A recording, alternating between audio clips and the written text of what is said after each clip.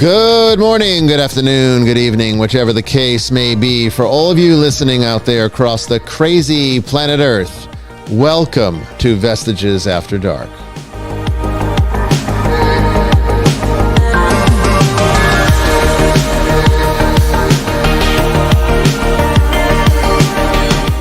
And I am your host, Bishop Brian Willett, coming to you live from the deep woods of Western Georgia on this March 5th, 2024.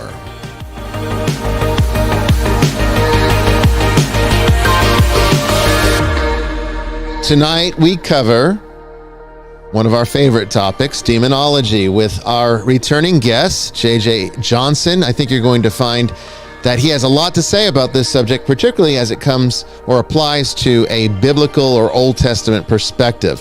He's going to use his academic background to, I think, break down some of the truth of demonology from the Jewish perspective, which has shaped Christian understanding, and then we'll see how Christianity has sort of modified it to fit its own theology. I think you're going to find this a fascinating subject. You don't want to miss it. Don't go away.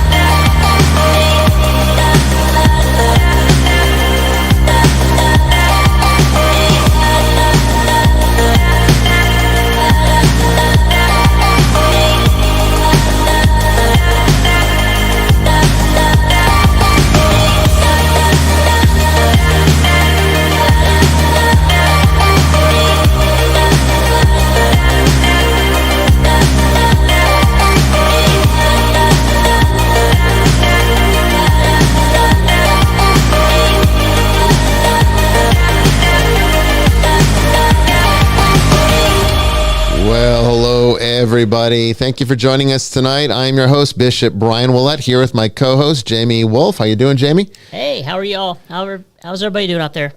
I think they're doing great. They're excited about tonight's topic. I am too. I'm going to write copious notes. This was a big one when we published it to the schedule. I think people were really excited for it, and we definitely got a lot of subscriptions to the show page. So looking forward to it. Facebook went down worldwide today. And when that happened, it had some kind of strange effect on the login system for our simulcasting service. So we are not able to log in to Facebook from the simulcaster. I guess whatever happened is not resolved in that respect. And it looks as though Facebook is treating the simulcaster as though it's a third party trying to hack into our account. And so it's blocked it. I think we might have to wait until that block is lifted, which is usually a few days or hours, who knows. But we couldn't get into it. And so we're not simulcasting on Facebook tonight. But I did put a notice out there to come over to YouTube. But we are good to go on Instagram, on X, Twitter, X, whatever they call it now. And even though it has the wrong title on Twitter. I corrected it. It should be good now. That's you were able to correct it? Okay, good. That's why I was distracted a minute ago. Good deal. It should be good. And we're also, of course, on Twitch and audio only on Spreaker. Of course, everywhere that you can listen to podcasts, we're there as well. So look up Vestiges After Dark, leave us a good review, and like us everywhere, okay? It helps the platform, and it helps us to be able to continue to do this show. Like and subscribe on YouTube is the primary thing right now. And also, if you like this content, if you find that what we do here is valuable to you, then please support the ministry that pays for it, because the church pays for this out of its own pocket, and we don't have any sponsorships. We're not big enough for that. So it's really, you're the reason why we do it. If you listen to this show, we're doing it for you. All we ask is that you support the show to keep it on the air. Okay. You can always go over to our website, esotericcatholic.org, and click the donation button and set up a monthly pledge there for any amount that you want. Okay, the moderators will put that link in the various chat rooms around the internet that you can click on. We hope that you do decide to support this show. I also want to give a big shout out to our moderators, Mystic and Moosh. otherwise known as Danielle and Val.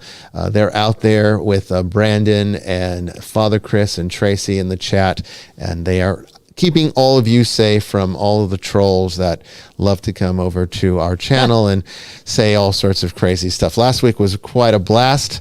Yeah. I don't know where some of these people come from. I'm not even sure they're real people. Sometimes I think they're just AI bots that are programmed to wreak havoc. Some things that we're saying were completely inappropriate. Well, we got them blocked. And thanks to our moderators Thank for you. that. Yeah, they're the ones that make it possible. They're the ones that make it possible. So we have Father Chris and Brandon here with us tonight. Father Chris from Australia. How you doing, Father? G'day. Yeah, doing all right. Yeah, G'day. I particularly enjoyed being accused of having voted for Joe Biden, which is wrong on 2 counts. I mean, first of all, I wouldn't vote for Joe Biden. Second of all, I can't vote in the USA because I'm not a US citizen. So quite an interesting leap that people can get Pretty to. ignorant comments. Yeah, you know. Well, I did enjoy it. I enjoyed it. I think they accused us of being pro-abortion too. I thought that was kind of interesting. You sure you got the right podcast? I did notice that. See, as the administrator for the site, I can go back and look at the comments that were moderated, and I was looking to see what was actually moderated by the moderators, and that was one comment that somebody was saying that we were all the entire panel is pro-abortion. They said. Yeah, no, not so much. Not so much. Not quite. And honestly, being politically pro-choice is different from being pro-abortion. Right. But I'm not going to get into that tonight. Also joining us from Tennessee, we have Brandon. How you doing, Brandon? I'm doing pretty good. I'm looking forward to see if we have any more people join for a nice evening. You never know. You never know. It seems like it depends on the algorithm. If we get promoted on YouTube, then there's more people that see it, and they think, oh, let's go and wreak havoc over there. But we have an extra large amount of moderators for that reason. If you notice, there's a lot of little wrenches on, on our chat on a lot YouTube. of mechanics. And there's a reason for that, because we need everybody working at full capacity to keep the chat room safe and to eliminate anybody. And I'm going to be honest with you. If you come over here with that bullshit, you're going to get blocked from the channel completely. So Blocked or called out live. oh yeah, that could happen too if I'm in the mood. I was in the mood last week, but tonight, hey, I might be in the mood. You never know. And I'm about to get into the mood because we have something very special here. We have one of my favorites. Now, there's a little story here. Guinea pig, y'all. So I went to our liquor store that looks out for me, and they kind of try to stock things that are of interest to me because I buy a lot of whiskey there. And I went there to pick up a special bottle for a show that Tracy and I watch that's coming up soon, and we always drink scotch with it. It's a show about Scotland, so we drink scotch with it. And I always try to get a really good bottle of scotch. And so I went and I found very hard to get Bruichladdich 18-year-old. I'm very much looking forward to opening that bottle. I have not opened it yet. I'm waiting for the show, and we don't have a date on that show yet, so it's killing me. But what I was not prepared for is that they had 3 iterations of Octomore. Then that's like, usually it's one bottle twice a year. They had several of all 3. It looks like they had maybe about 3 bottles of the 3 different types. They had 14.1, 14.2, and 14.3. So I was very tempted to get all of them, of course, but I could not remember which one I had at home. And so I'm like, I don't want to buy the same one when I can try something I haven't had, and I still have quite a bit. This is the Octomore I have, and you can say I drink it relatively slowly. It's a very rich scotch. It's not something that you guzzle. This is something that you sip and savor when you're in the mood for it, and it is barrel proof, 61%. So pretty high up there in the alcohol content. So when I got home and I realized that I have a 13.3, I could have gotten all of them because they were all 14s. Yep. So we might have to make another trip up there to get them. Tracy was like, I told you should have gotten it. It's like, no, you didn't. I don't remember that, but I guess she did. I was so focused on trying to remember, I didn't even hear her, but I would have been okay with either one. But this is going to be interesting tonight. So I thought, because of that little story and that little adventure, I thought, well, you know what?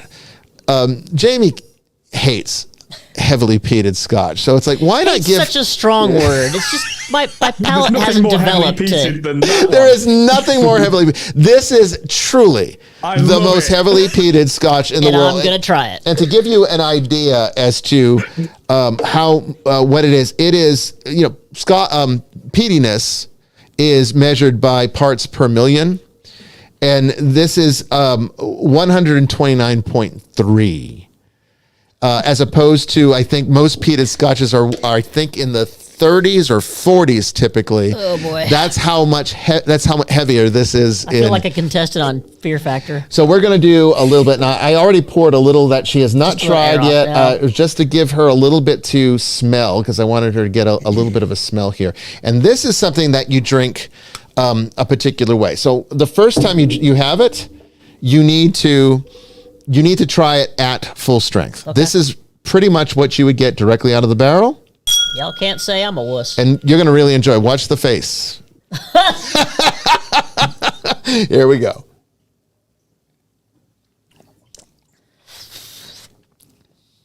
Something else, isn't it? It's like roasted pork in your mouth. Barbecue So- meat. You Gen Xers, we had a back when I was a younger girl.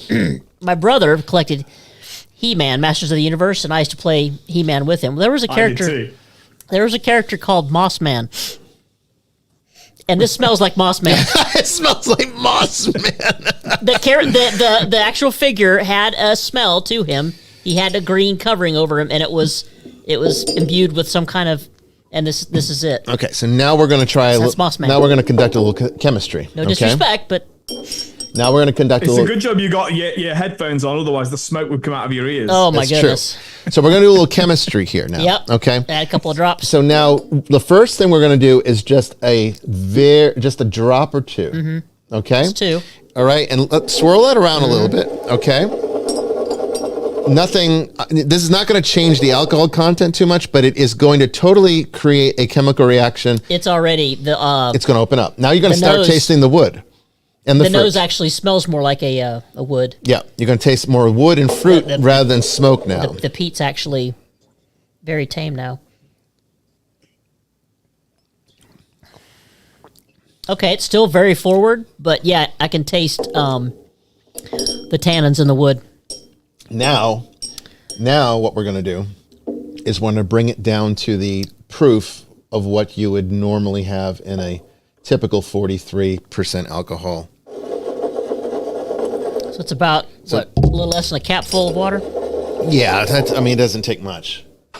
That's going to be more in the alcohol level of a typical bottle. All right, that's really tame now. Yeah, now try it. It's going to be totally different than the last two sips. Now that's not bad. It's still very peat forward, but it's palatable to me. It could be that my tongue is cauterized, but I could probably You could drink drink this. this? I could probably drink this with a cap full of water. So, I'll be I honest. just hope you got some Rennies for later because you're going to get that heartburn. There is a little bit. There is a little bit of the I'm 52, honey. You know I've always got heartburn pills. 61%. But I can tell you right now, this is my favorite Scotch. I believe that. Now Yeah. it's actually, all kidding aside, it's actually after a little bit of the water, like a little bottled water cap, about that much water. It really brings it down. It's definitely more favorable. All Scotch does that. Water chemically reacts with the alcohol, and That's still got the burn. Still I- very P4, but I can handle it. It's not overwhelming. I don't understand. I don't have any problem with it because you drink whiskey the way you like it. Right. But best I whiskeys can are the tell ones you you, like. I can tell you that I don't understand people who add water to 43%. There should be no reason to do that. There shouldn't be because Yeah. it's balanced perfectly Right. at that point typically. And if you put ice in your Scotch, then I'm sorry for you. It's that's not something you do. You don't put ice in Scotch. A friend of mine I'm did sorry, that. And I I can't- screamed out loud. Yeah, that's I said, like- that's for the bishop. That's like the people that put ice in their Cabernet. It's like there's really something wrong with you. Okay. Truth. You can know that out of a red Solo cup. Yeah. No, but yeah, a little bit of water.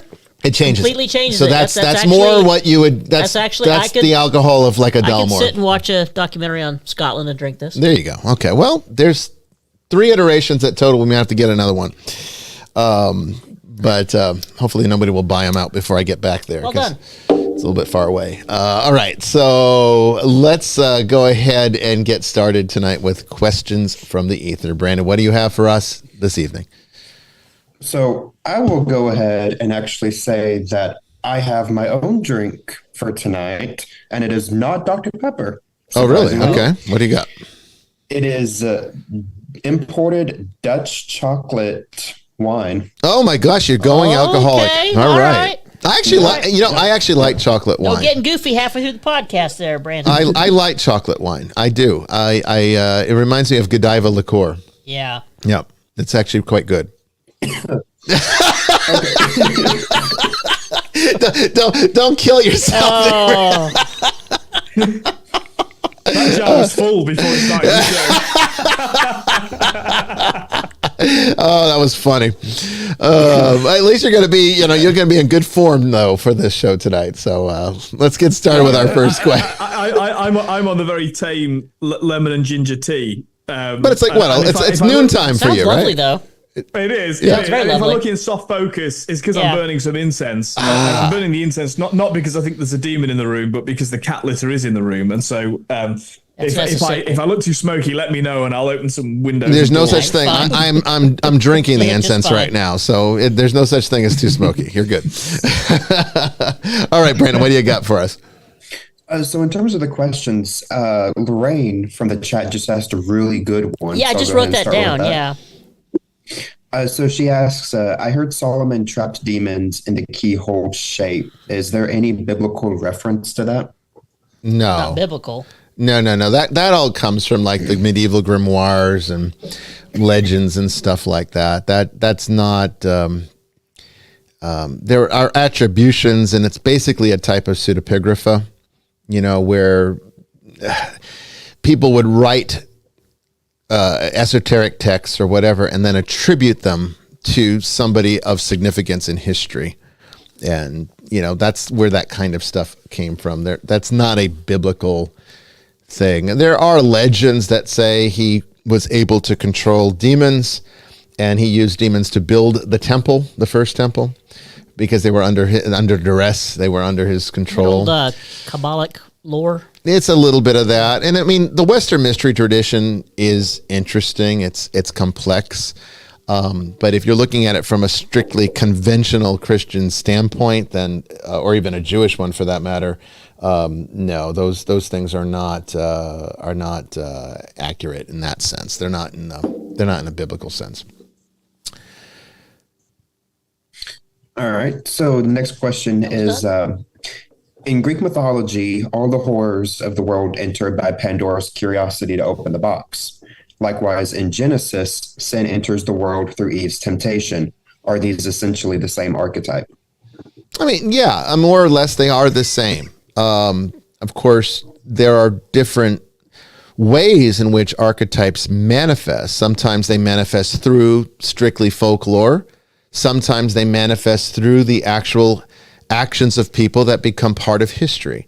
So, in a sense, when you're talking about, like, I can give a perfect prime example of a historical, in my opinion, a historical manifestation of an archetype is the dying god. The dying god is an archetype, but it became a historical manifestation in Jesus Christ. And it actually was an archetype that came to perfect fruition in Jesus Christ. But there are other legends of this in other religions that are older. I mean, there's Egyptian versions of the dying god. There are numerous other ones in other cultures around the world. And from a Christian standpoint, that is truly myth, right? That's truly legend. It's folklore. It's not history. Where in Christian concept, in the Christian context, Jesus Christ is part of history.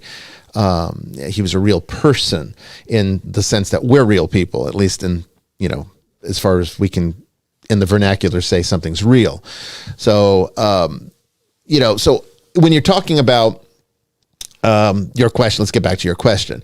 When it gets to like Adam and Eve, now that's not history in a literal sense. It's history in a cosmic sense, but it's not history in a, Adam and Eve weren't historical people. They represent a cosmic principle that is truly ineffable and truly beyond human comprehension, existing in a reality that is beyond what we understand, because this is like before the fall, and then and then everything after the fall is what we do understand. But Adam and Eve weren't people or individuals in a historical sense, not in the sense that Christianity looks at Jesus in a historical sense. They're separate. Pandora is not a real person. It's a principle. So in that sense, the archetype of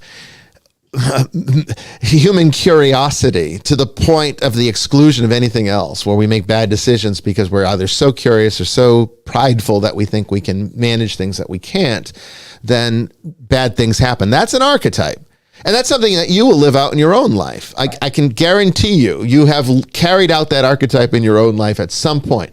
At some point, your pride took over and you made a bad decision out of your own personal curiosity. And multiple times. Yeah, multiple times. We all have. It's human nature. No getting around it. That's an archetype. Okay. And so, yes, it is the same archetype, but just because something is the same archetype doesn't mean it carries the same level of significance. Like I said, the dying God concept, like Osiris, for example, isn't as significant as Jesus Christ, even though it is representations of the same archetype. And the same thing goes here. Pandora is not as significant of a representation of the archetype of, this type of archetype that, leads to curiosity and pride and at the exclusion of making good decisions. Adam and Eve was a more significant, at least in the Judeo-Christian context, a more significant representation of that archetype.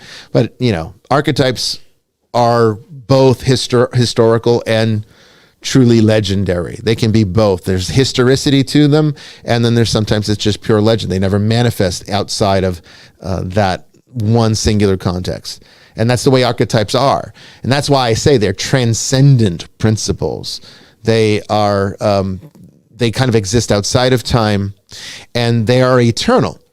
And, we won't be here a million, billion, or years from now, but the archetypes will still always endure. Whatever is here, whatever here is, whatever does exist anywhere, at any point, in any universe, these archetypes will be there, and they will endure through that time. And that's part of the building blocks of creation. So I hope that answers the question. It's your question, so you tell me. It did, and it's. I think you answered half of the next question. Okay. This one comes from April. What is a good working definition for archetypes? Okay. Well, there's lots of different ones. I mean, obviously, from a standard Jungian psychological perspective, it's kind of reductionary. So you're dealing with perhaps patterns of behavior that are sort of transcendent and built within the DNA structure of an individual, so that the entire species experiences the same repeated patterns throughout all of history. So things like, let's look at some primary Jungian archetypes. The wise old man. Well, we'll always have stories like Gandalf and Dumbledore, won't we? These stories give Obi-Wan Kenobi, right? I sure hope we always get these stories because we need them. Well, we'll always have them because the archetypes are always there. Right. But if you think that Obi-Wan Kenobi is different from Gandalf, is different from Dumbledore, you're mistaken. They are the same archetype, just a different manifestation or iteration of it. And so in a sense, you could even argue that, sometimes these things do manifest as people. And maybe you do know a wise old man in your life that shaped who you are today. I know I did in my younger days. I had a wise old man that I could go to and receive wisdom. And for all intents and purposes, that was that archetype. No different. But he was a real man in the historical sense. So it doesn't really matter to the archetypes whether they manifest as people or not. They're always there. They're always enduring. The great mother, the eternal child, the shadow, the trickster, the hero.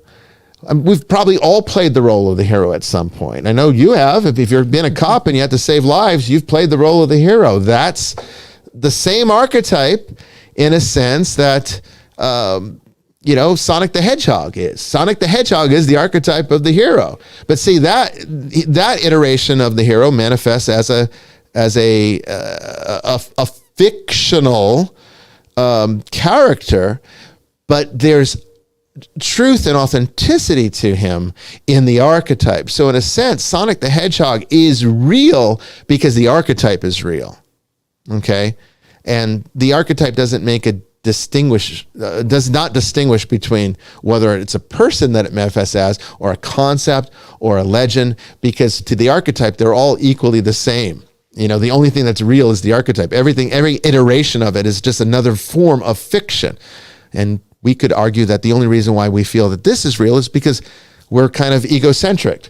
Obviously, we're going to think we're real, right? I mean, that's just the way human nature is. That's part of the pride. And that's actually, if you look at what the theology is telling you in an esoteric sense, in an esoteric Christian sense, what you could say or extrapolate from the Adam and Eve story is that the fall of Adam and Eve was not corrupting the universe. It was building a fake one, is what they did, and locked us and trapped us in that truly Gnostic sense.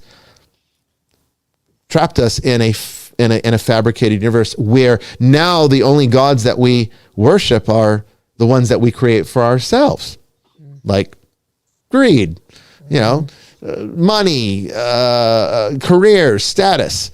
These are the things that people worship today. Science is even one. We've had false gods in this universe. It's not a real universe. There's nothing real about it. And the reason that it's not real, I've told you this. What is real? Real is, for something to be real, it has to be able to forever last. It has to be eternal.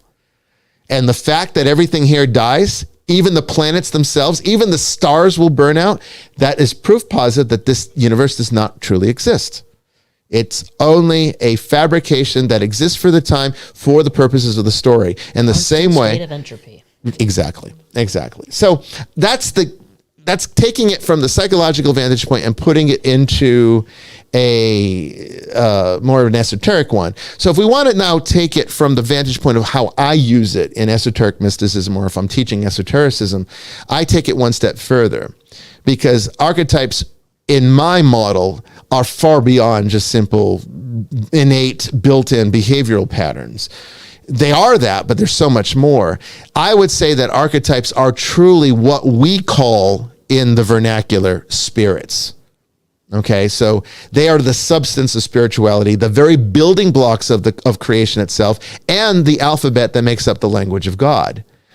And all of these characteristics are why they are eternal principles that become us and possess us, and then we take on these characteristics in the form of, it is possession. When Jamie was a cop and she had to save a life, and in that moment, Jamie's no longer there. Jamie is just the hero that is there to save the life. And she could probably testify to that. Father Chris can probably testify to that. When you're you're no longer yourself. No, a lot of times you just react. Well, people say it's falling on training, yes, but you just kind of. But it's more than that. Right. You don't remember it till later. Right. And that's, you know why? Because you were possessed. And you don't call it possession because it's a good possession. No, we like good possession. They call it relying on your training. Right. Falling back on your training. Yeah, but it was. We tend to only call things possession when it's bad, when it's evil, when it's like, Linda Blair. We're possessed by archetypes all the time. And when we are truly exceptional in something that we're doing, I can tell you it's not human nature that's doing it. That person, when they say they're in the zone, when you see a musician who's like completely lost, when you see a 5 or 6 year old savant, play the piano with exceptional perfection, that's because he's possessed by the very archetypes that produce that effect. That's not human nature. Human nature can't be that good. Well, I can tell you when we've done. Well, we did used to. Go ahead. I was going to say we did used to use the word possession for that in the positive sense, probably until The Exorcist. We probably did. Yes. If you read the Romantic poets, I mean, Wordsworth would talk about being possessed by nature, by the beauty of nature, and so that's a kind of linguistic problem. But I the other thing that people call it is instinct, right? Sixth. The truth is that it's closer to you're possessed by. I mean, I think there's also guardian angels that kind of maybe. Well, they're part of the equation, but we need to get. We have to talk about that separately because that's another part of the equation. Yeah. But what people call instinct is in fact, a succession of things that we have perceived through the natural world. Yeah. And that because of our learning, because I mean, Jung, of course, would agree with you. He'd say he was asked if he believed in God, and he said, I don't believe in God. There is a God. I know there's a God. Yeah. I don't have to believe. Because he was saying, I don't have to believe. Faith is useless for me for this. There is a God. I know it. And the reason he knew it is exactly what you said. It wouldn't depend. Like these archetypes will endure, not because they depend on our culture, but because they are, the essence of the revelation of God to humanity. Yes. And that's why Jung said, that's the work you've got. Look, I've rediscovered this recently because I never really knew what to make of astrology or the sorts of things that everyone on this show knows more about than I do. And I guess I kind of and I wasn't really coming from it from a position of having been in some ultra conservative Christian upbringing, because I wasn't. I just thought it was probably just rubbish. But actually revisiting Jung has spiked my interest in that again, because I think that it's very obvious to me that it speaks in the language of archetypes, which is probably what prompted me to look at my natal chart, which I sent you. To have this generated just so I could start thinking or having another resource to help me think in an archetypal way about how I respond to the world. It's more tools in your toolbox.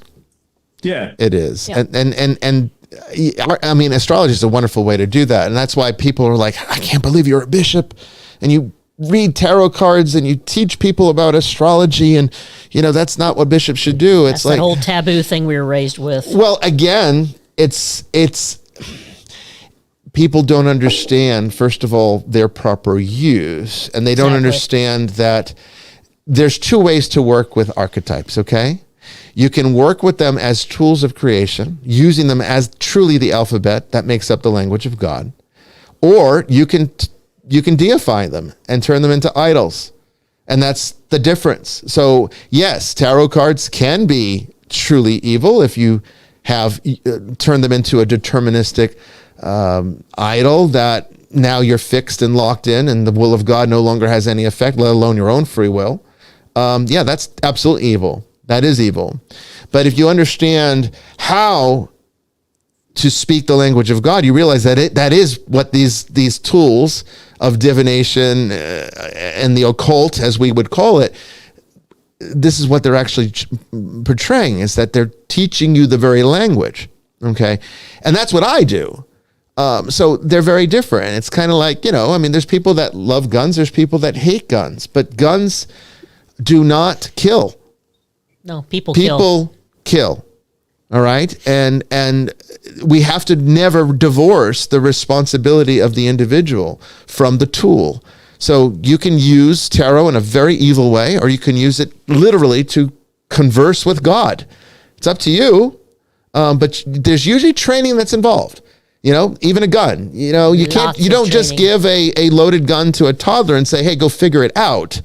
There is training and safety protocols and things that you must know to be able to responsibly use that tool. And That is very true of things like tarot and astrology. Most people do not have that particular training, and so they misuse it. Right. It's even after 30 plus years of firearms training between the military and law enforcement, I'm comfortable shooting pretty much any firearm platform, but there are a few that I'm still going to be ignorant to, and I need extra training. The training never stops. Right. So even after 30 years, you're still very, very ignorant to what's out there. Yeah, I've never fired an open bolt.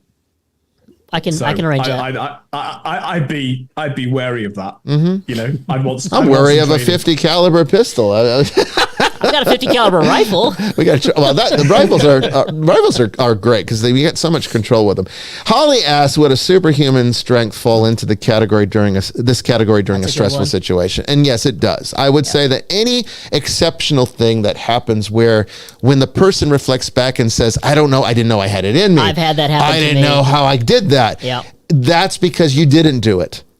It was the archetype that came in and did it for you. So in a way, I would say the archetype, not in a way, actually, the archetype is the only truth that you have. The only truth to your existence is when the archetypes themselves are working through you. The rest of it is just your own fabrication, the fiction that you've created for yourself. So we are only ever truly the archetypes that build our reality, because that's the only truth of God that's in this reality. And we can misuse them, as we often do, or we can use them to find our way back to God, which is what I teach. And so hopefully that answers the question, although it's kind of a loaded question for Vestiges. It's very difficult to get into that without making a whole show about it. So I don't know, Brandon, is that sufficient, you think, for our purposes tonight? I'd say it's pretty sufficient, yeah. Okay.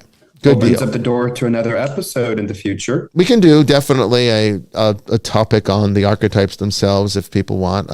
We've covered it in different episodes in the past. Plenty of stories with experiences. Yeah. So there's a lot that we can cover there, but it's complex subject, and it has a lot of prerequisite, I think, knowledge that's required before you can truly understand the way I use these models, because what I'm teaching my students, who have been my students for 5-6 years now, in this class that we still offer, it's still available. It's all about the archetypes. It's all about how we work with them, how we understand them, how do we speak the language of God. It's a way of becoming fluent in God, and that is very helpful for people that are on the spiritual path. So I call my students actually mystical aspirants, because I would never be so arrogant as to say that any of us, myself included, could ever be a mystic. Only God can decide that. But we can all aspire to be one. And this is the path in which we can make that intention known. And I think it is life-changing for those who want it to be. And honestly, the course is wonderful because it roots out the people who don't belong there. Yeah.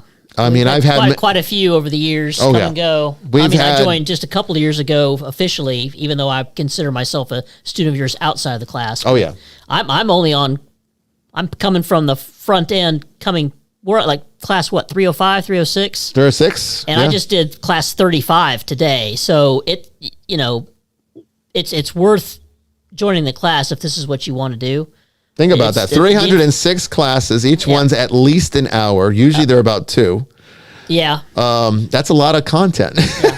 It's all archived on the Nicolaitan Network for students too. So if people are coming in late, they can always, I'm not trying to push or plug the webinar. I am. Well, I mean, all I can say is that if this interests you, then seminar. And don't feel like just because you didn't join us 6 years ago that you're out of luck, because it's all there. Right. I didn't join until 2 years ago officially, and like I said, I'm on class 35 and I'm enjoying it. I'm hitting it from both ends. Yeah, you are. You're in the live ones, and then you go back and you listen to the early ones, and the early ones are a little different because it gives you the foundational stuff. So okay, what's our next question, Brandon? So the next question comes from Andrew. What role do the early church fathers have in your esoteric Catholic system? Oh gosh, all of it. Entirely. All of it. They are the foundation to our tradition, because first of all, we're not, just because we're Nicolaitan Catholic does not mean we're any less or different in any sense of our Catholicity. We are as much Catholic as the Church of Rome, and we follow the same foundational tradition, which comes from the fathers of the church. So they are essential to our theological foundation in the same way that they are for Orthodoxy or Roman Catholicism. Now, what we do and what makes us different or a separate tradition, because then people will say, well, then why do you even exist then? Well, the reason we exist is for two reasons. Number one is that we are an esoteric Catholic church. So what we do is we deal with the content, but we go deeper with it than what the conventional church tends to do. And I know that one of the biggest complaints I have heard from Catholics over the years is that the teaching sucks. I'm going to be really frank with you. The Catholic Church is a powerhouse of information. It's like a giant divine encyclopedia, but it's almost like one that's locked up and you can't read it and you can't find it, and it's not shared. Catholics do a very poor job of teaching the faith, even to themselves. Right. So, and really, honestly, the ones like the apologists who are there, hopefully to try to change that, are really more about refuting Protestant heresies than they are about teaching good Catholic faith to whoever wants to learn it. And I would say you wouldn't need to worry about the heresies if you taught well. Yeah. You wouldn't have to worry. People would automatically know, well, that can't be right, because that's not what we know to be the true faith. And that faith comes from the fathers of the church. Okay? Because they're the ones that were the closest to the people who were involved in writing the scriptures, and the people that were directly connected to those who knew the apostles or might have even known Jesus. And so they had the benefit of not just the information that was being written down that became canon in the case of like Paul's epistles, for example, but also the tradition that wasn't written down, because there's so much of what it means to be Christian that they're like, well, we don't need to write that down. Everyone knows this. Not realizing, because remember, this is where they got it a little wrong. All of the early Christians thought Jesus was coming back relatively soon. So they didn't think that you needed too much posterity to maintain. They didn't really think that every single detail of our faith needed to be documented in a formal way that would become some kind of canon of books. It was only about the year 400 AD when the Bible finally became what we know it to be today. And that's because by 400 years, maybe Jesus isn't coming back so soon. Maybe we do need to write this stuff down. And then, of course, the fathers of the church did write their thoughts, and they wrote letters too. And so we have a framework of the tradition, and as well as biblical understanding coming together to form what becomes now the Christian faith. And Catholicism maintains that. Orthodoxy maintains that. So the best way to understand that is to read them. I mean, yes. They're not unavailable. If you Google it, you'll find it. Oh yeah, you don't even have to buy the letters anything. of Augustine right now. Yeah. Don't use Google, use DuckDuckGo or something else. But we have search it on the internet. On esotericcatholic.org, if you click, there is an online library. Yeah, that's right. And I have links to some great online sources. You don't have to buy the books. They're right there. Mm-hmm. There's all sorts of different texts that you can read. Remember, most of it's not canonical. I mean, the writings of the fathers of the church are not canonical works, but they're still of great value to the theology, because it gives us a basis for understanding how we are to approach these matters. And although they're not necessarily canonical in as much as they're not part of the canon of the scriptures, people may not know, but certainly clergy, lay people are encouraged to pray the daily office, and it begins with the office of readings, and in the office of readings we often get passages from the fathers of the church, St. John Chrysostom and the like. So although they're not in the canon of the scripture, they're certainly in the perpetual use of the church, even in the regular prayer cycle of the clergy. But if you read them, for example, a lot of at the time of beyond the Reformation, people were saying, "Why on earth do we have bishops? They're not in the Bible." Actually, they are. Church fathers, Actually, they are. I agree that they are. The apostles are the first bishops, but we get this really close association very early on, certainly through St. Irenaeus, but through others, Ignatius, of this connection between the bishops as the direct successors of the apostles. Yeah. And so even the most basic functions in the church are, and like you say, there was no necessity to stick that in the scriptures, because the scriptures perform a different function in the life of the church. The scriptures are limited to what are the elements that are required for the attainment of salvation. There's not there's not a bit more in there than what's necessary for understanding that. Even the parts that don't seem to relate to salvation actually relate to salvation when you understand it in its full context. But the fathers of the church and then subsequent doctors of the church that came after, like Thomas Aquinas isn't a father of the church, but yet he is a very important figure in terms of understanding Catholic theology in the same exact way that for all intents and purposes, he might as well be a father of the church in that sense. What they give us is the way to approach the mindfulness that's needed to understand our theology, which utilizes philosophy very heavily. And so that's, I think, what is truly lacking, is that unless you go into, to get a degree in theology, people are not really trained or equipped to understand philosophy, and they don't understand how to think critically in that way. Therefore, their approach to scripture is going to be virtually no better than a toddler could manage on their own. Yeah, I mean, sadly, that wasn't always true. It wasn't. Philosophy used to be number one. That was the first thing you'd learn. But even ordinary people, I would, I'm biased, but I would say until the 60s and all of that horror, the ordinary people were in fact formed philosophically, to think philosophically. When we had, a respect and love for the dignity of the culture that we've received, because it was all philosophically based, particularly in America, where your founding documents are philosophically based. Yeah. So, and in England through the monarchy, that's really where the philosophy was located. So, but since critical theory has come in, it's destroyed critical thinking. And so people really, like you say today, unless they go and study philosophy and theology, and even then only not at all institutions, they really wouldn't know how to think in this way. And that is a failure of the church, as well as a failure of universities and the captured institutions, schools as well.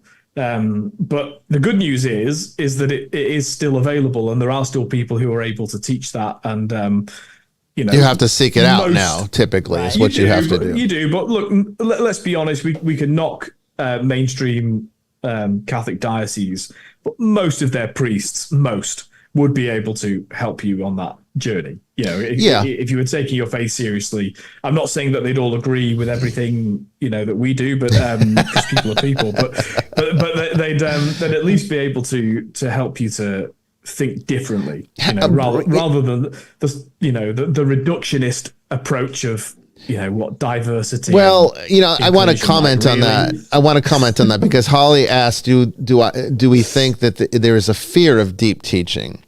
And I would say I don't think so much that it's a fear from the congregant side. I think there's a fear of it on the institutional side. And let me explain why.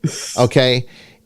Deep teaching is really bad business when it comes to making money for churches. Mm-hmm. The more simplistic you make it, the more palatable you make it, the more the money rolls in.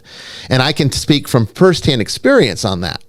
Because one of the reasons why we struggle as a church so much is that I never compromise the depth of teaching just to make people happy so that I can collect more money from mainstream Christians. The only people that support this church are those Christians who can think outside the box. We don't have really anybody that's stuck in the box in this church. The people that are stuck in the box hate us with a passion, and they're the ones that troll us. And sometimes you see that in the chat before the moderators get to it. Not so bad anymore, but it used to be really bad, 3 or 4 years ago. And it still pops up from time to time. So I would say, yes, churches are a little afraid because I think they feel that people can't handle it. And then it could, and I can tell you right now, look, there's times I don't write sermons down. Okay, I'm going to give you a little insight into me. I don't write sermons down. I don't like to, because I don't like to be scripted. I don't like to think, I like the Holy Spirit to flow. But it's dangerous because sometimes I get up at that pulpit and I can already tell the Holy Spirit's got a message that's not going to be well received. I've told this before, you have a tell. Yeah. When Tracy and I are doing the readings, when big man comes in, you dip your head and you do a thing with your fingers.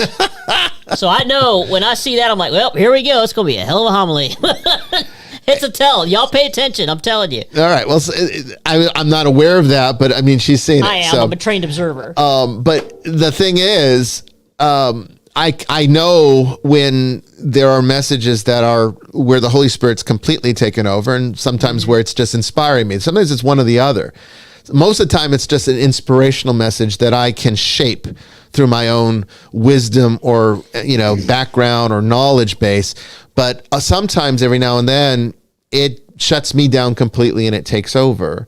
And those messages tend to be very difficult ones to swallow that piss a lot of people off. And we lose benefactors. There was one benefactor we had, one of the most, well, I would say to date, the best pledged benefactor we ever had.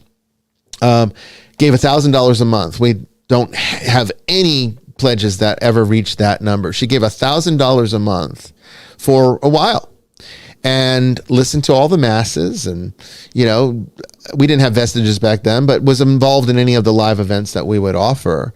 And then I had a message. I even remember which one it was. And I'm not going to say it because I'm going to piss people off again. And I don't want to do that again. But she got so angry, wrote the church this letter, how dare I say these things? And then retracted that pledge, never heard from her again.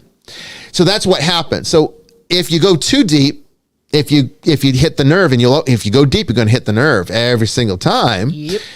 You're going to go broke real quick. Like you're going to end up like the Nicolaitan Church, struggling on two pieces of here and trying to, balance on that as your bridge across the stream.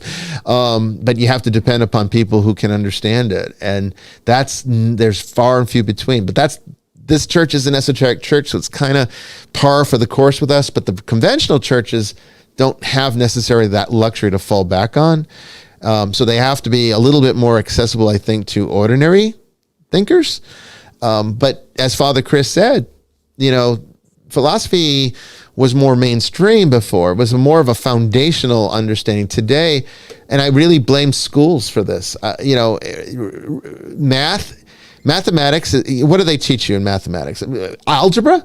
Okay, so algebra is good. But when you start talking about algebra 2, geometry, trigonometry, calculus, are we making engineers? Most people are not going to go and become an engineer. I have to date never used trigonometry once in my adult life. I've never used calculus. I took these classes. I never needed them. Okay, it was a waste of my time entirely. But you know what would have been helpful? A class on investing. Yeah. A class on knowing how to financial or economics, macro and microeconomics. They don't teach these. These are like specializations that you can choose sometimes, and maybe in college. But you'll be hard pressed to find that in high school. They don't even teach economics in economic degrees anymore. No, they don't. They only teach certain types of economics. You're probably not going to be a rocket scientist, but I can guarantee you're going to have a checkbook at some point in your life, and you're going to need to learn how to deal with the continuing devaluation of your currency. You're going to need to know how to counter that with investing. And most kids don't know shit when it comes to this. And that's the schools teaching math that's not necessary in place of stuff that is more. And philosophy is the same way. They devalue it. Oh, that's that frilly stuff. We don't need you need hardcore. When they started making cutbacks reading, in writing, schools, and those were the first to go. Art, and music was gone. All of the good stuff, Although we did have economics when I was in high school. We had economics in high school too. Yeah, we had a semester of it. But you will not find that today. No. Or it's going to be a college prep school maybe that has it. Yeah. But it's always at the college level typically, when we should be teaching.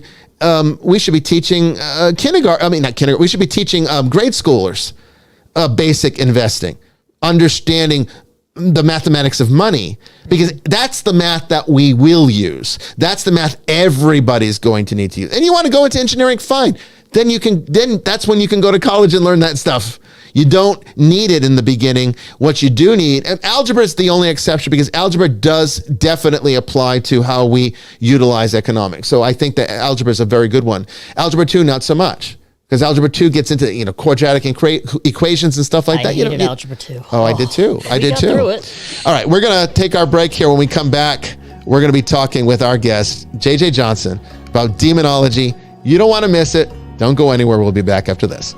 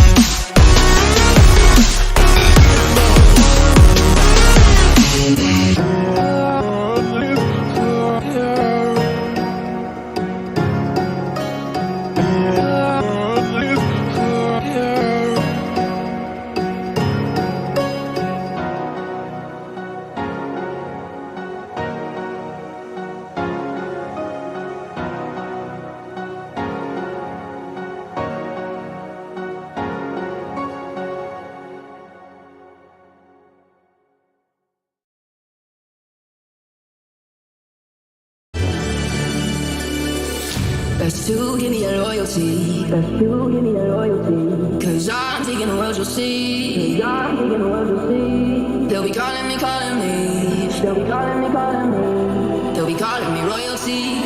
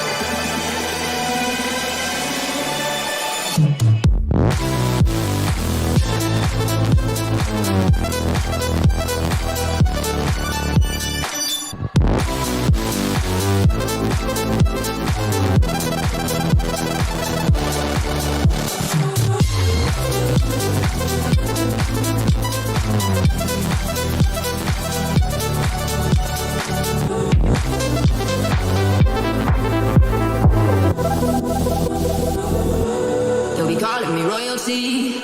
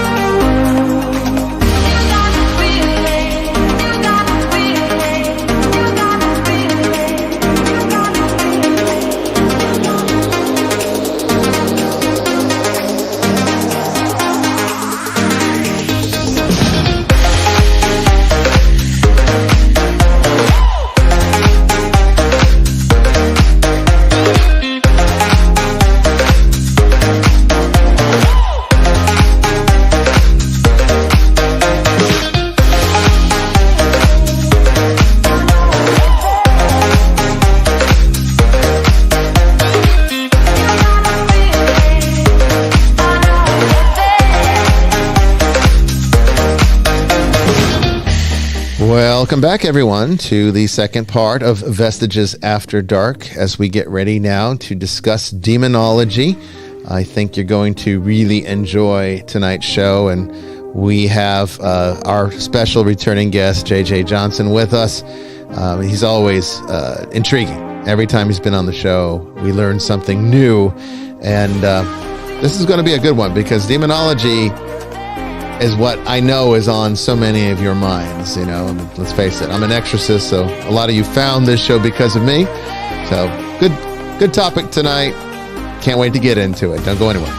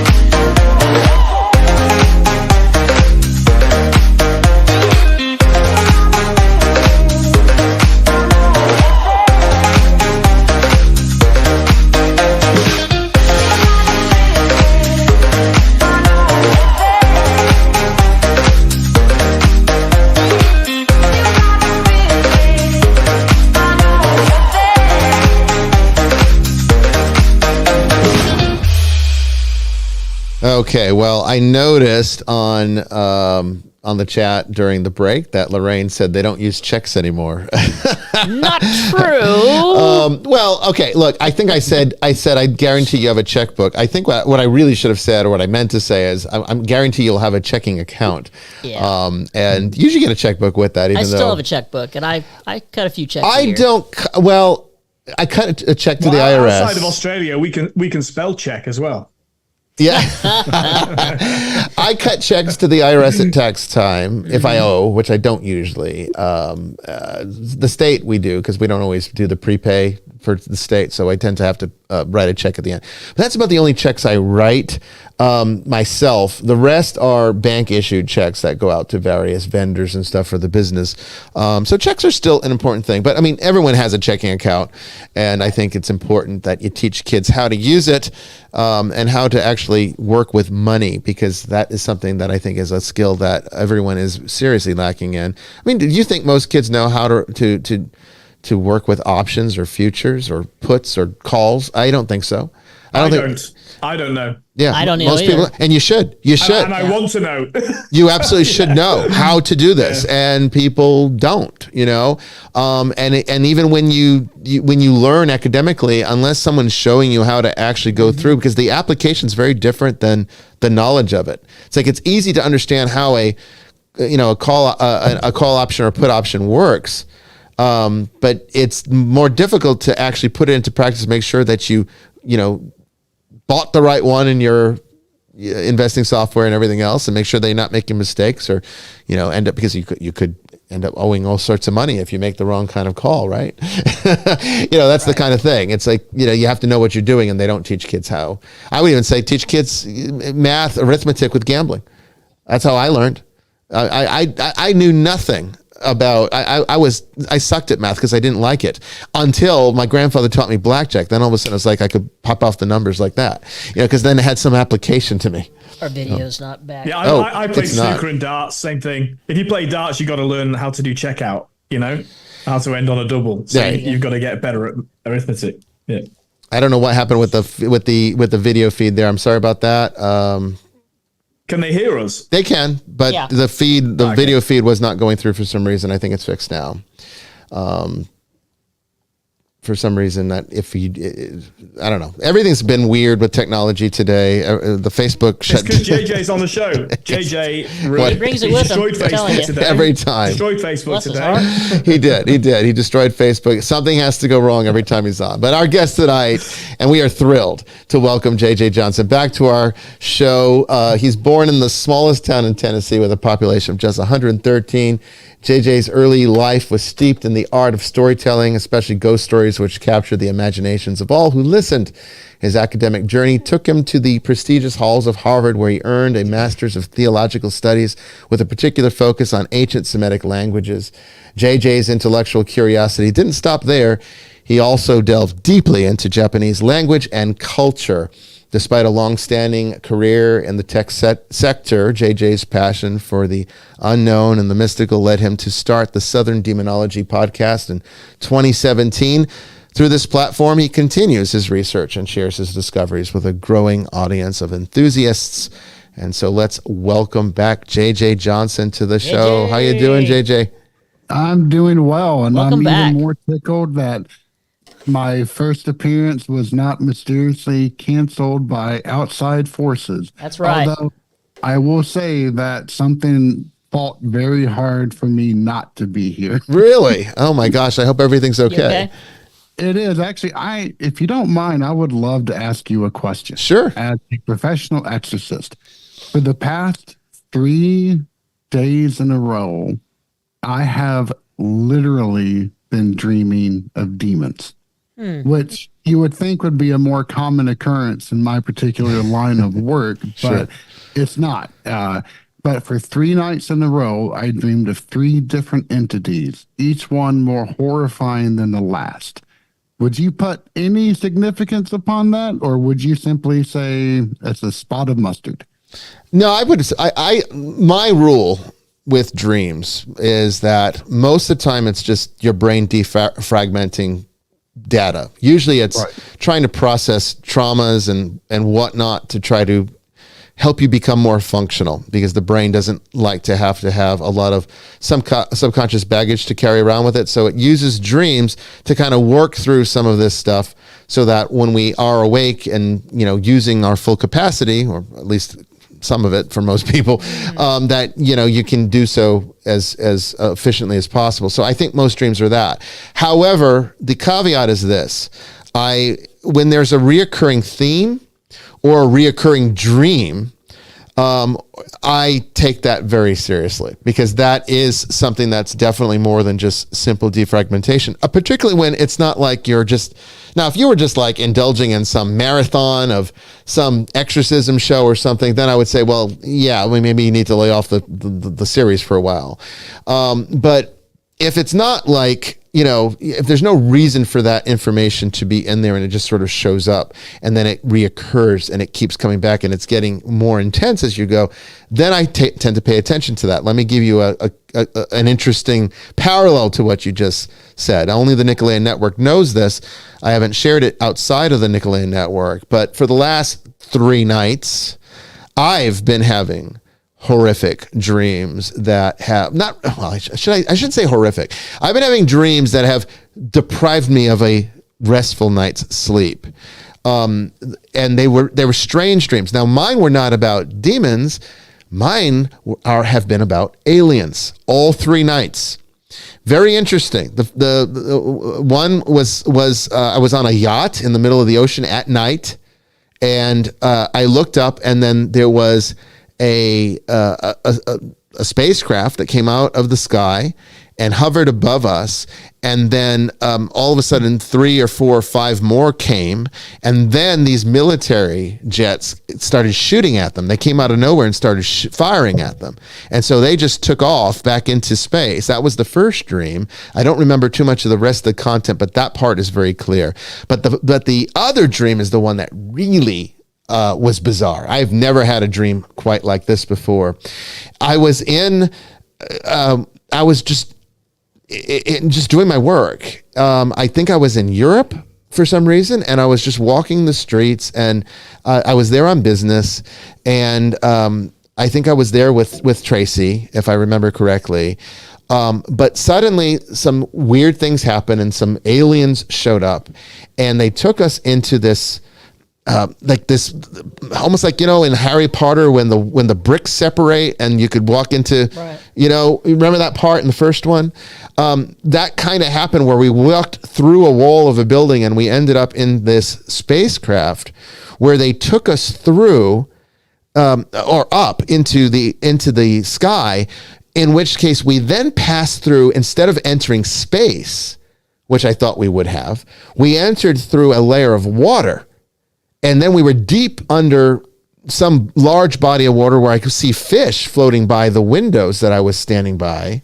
And then when we popped out of the water, we came out and then went high above this body of water. And I saw that we were in a body of water that was outside of Tibet. And so I looked down at that and I said, wait a second, how did we leave the planet and end up in water, and now we're seeing the planet again? And they said, the planet you've been on is not the real world. That's the real world. We're taking you back to the real world. And then I woke up. So I guess that's the kind of dreams that an esotericist has. But it's interesting you say this, JJ, because those were the last 3 nights, and they've been getting more intense the last 3 nights. I do pay attention to things like this. There is something definitely going on, and you're not the first person to tell me that the last 3 nights they've been having very strange, disturbing dreams of supernatural creatures of some kind, whether they be aliens or demons. What does this mean? Okay, well, I can tell you that sometimes entities do communicate through dreams. So I'm not saying there's a demon that's around you that's trying to tell you something, but typically, if the spiritual energy is heightened around you, it makes you more susceptible to picking up messages of that type of nature.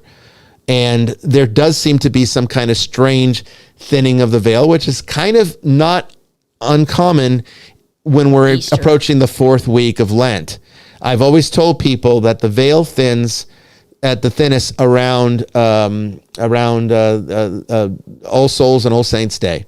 So Halloween there's a reason that Halloween is around that time, because that is a time when it does truly thin.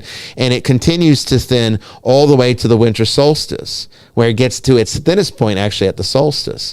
And then it starts to thicken up again. And usually by the 2nd week of January, it's back to normal. But then it starts to thin in a lower capacity around Ash Wednesday.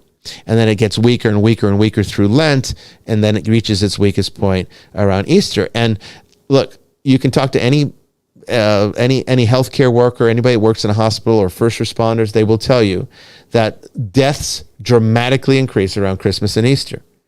They do. Yeah, if anybody's terminally ill, they'll pass around the it's holiday. It's a very known phenomenon, and I think the thinning of the veil is making those of us who are more sensitive to these types of energy systems more capable of picking up on it. What they mean, that's the harder thing to tell, because from what I can tell you, anytime I've had dreams like yours, JJ, I can't say that they've ever amounted to anything other than the fact that I felt that there was something was trying to make itself known to me, that it was in my presence. So is it the fact that there's dark energy? Well, there's dark energy everywhere. So I wouldn't be too concerned that there's some demonic attachment that's trying to make its way into your life, because that's always the case for all of us. That's par for being a human being. However, I would say that you definitely want to pay attention. Now, the fact that you brought it to my attention and that you got it out of your head and you've shared it openly in this way, don't be surprised if they stop now. Same for me. Now that I've done it, it probably will stop, because it's like all of a sudden it changes how our brains work with the information. It takes it out of that subconscious realm and then makes it more real. And it's like, oh shit, nope, we got to close that up real quick. So I think it is a window into the spiritual world. Absolutely. And you might be picking up on particular dark energies that are present in the world right now. And there's certainly plenty of that. No shortage of that ever. And that's probably all it is. I don't know. I'm not one that believes that demons are, that aliens are demons. I don't believe in that. So I don't think that my dreams being of an alien nature are demonic dreams too. But I do think they are of a paranormal nature. And it's interesting that we're both having, a reoccurrence of the same theme in that sense. And you're not the first person to tell me that this week. So something's going on, but I couldn't tell you what it is, but I wouldn't be too worried about it. Maybe say an extra prayer at night, just on the safe side. There's no harm in that. Oh, absolutely. I will say that if I would be more than happy for them to stop, because the message that they're sending me is nothing but pain. Really? I normally 90 to 95% of my dreams are always nightmares. It has been that way ever since I was a little kid. And I am used to that. It doesn't bother me at all anymore. However, and I've died multiple times in my dreams, but I never feel pain. I felt pain. Wow. In the last 3 nights. Horrible pain. And I never want to repeat that. Then, I would then, in that sense, then that it's making some kind of like almost physical contact with you, even if it is only at a psychic level, but you're experiencing it as though it's a physical reaction. Then I would definitely, I would probably get some holy water and bless myself with that a few times and say some extra prayers and hopefully, like I said, by bringing it out into exposing it like this in the public way, it will sort of mitigate its effects on you. But that is a bit disconcerting. The fact that you're feeling pain, that's unusual. I've had death dreams too. I've never felt. I mean, I was in an elevator and the elevator fell and I was literally split in half. And I remember in the dream being able to look at it and being like, oh, well, I guess that's it. But I didn't feel anything. It didn't hurt. So that is a bit disconcerting. That does tend to make me think that there might be something that is targeting you. Do you go on investigations or do you just deal with it academically? No, I am a pure academic. Okay, so then you wouldn't have any reason to have come in contact with something. Do you interview people that might be, dubious? I do. I do interview people that are regular part of investigations that have been under attack themselves. Okay. Perhaps that is, but not recently though.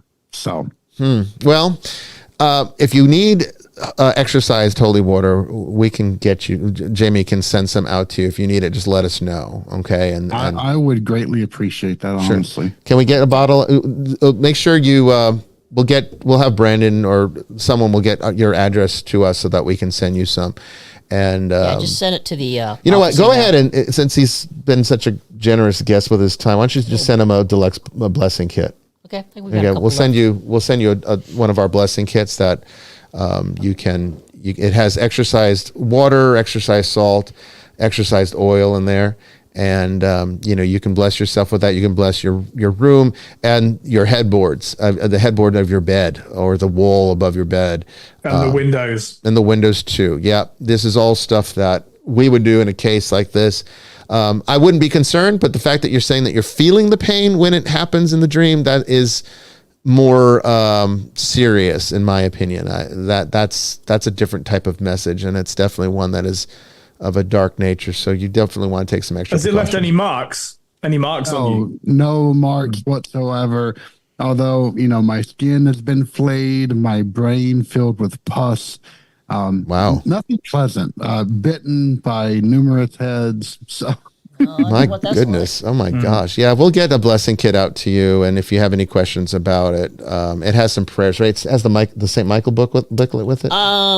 In that one, yeah, I believe it is included. Yeah. Yes. It has some prayers in there and they are minor exorcisms that you can apply. I would do that. Well, trust me, I have been reciting the prayer to St. Michael, Psalm 91, right? The entire thing, litany. So then keep doing it. I'll be honest, the fathers, we talked about this last week, the fathers of the church, they all had to deal with demonic attachments, attacks, all the way up to possession sometimes.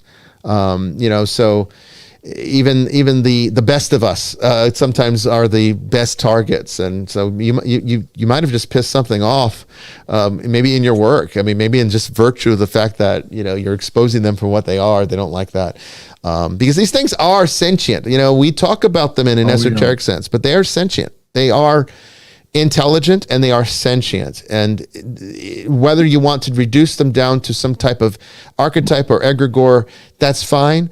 But even an occultist will tell you that archetypes and egregores are sentient and intelligent, and they have their own will, and they can really affect the real world in ways that even you can't as a human being. So just because they can be reduced down in our minds to something that doesn't seem harmful doesn't mean that they're not capable of doing great things. And you know this, and that's what we're talking about tonight, JJ.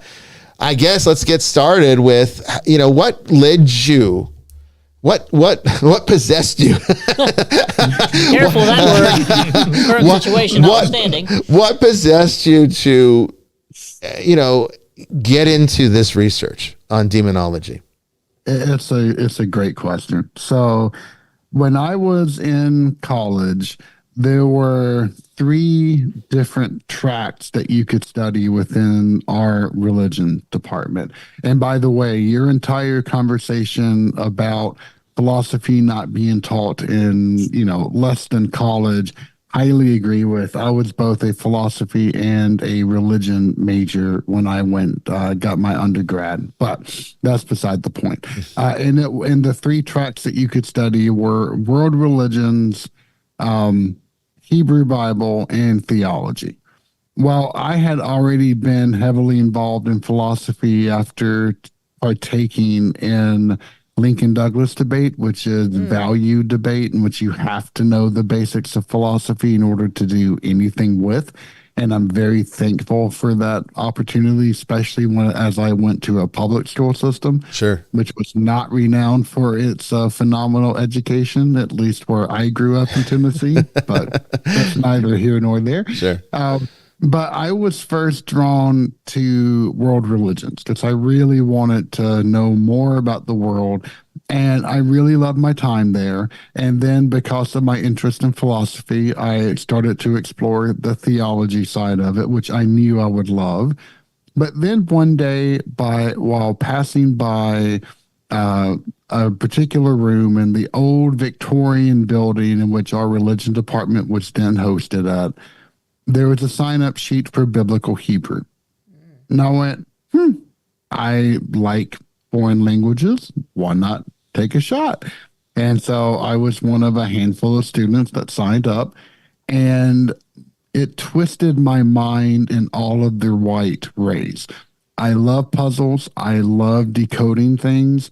And the fact that I could study an entirely new, not just alphabet, but mindset. Right. It was the most rewarding thing I've ever done. And from that point on, I began to take, even though biblical, studying the Bible itself was kind of my least interesting perspective, language sucked me in. Mm-hmm. And by coincidence, one of my professors happened to actually teach classical Ethiopic, or Ge'ez. And very few people in the U.S. know it. And I had to study it. And that was even more intriguing.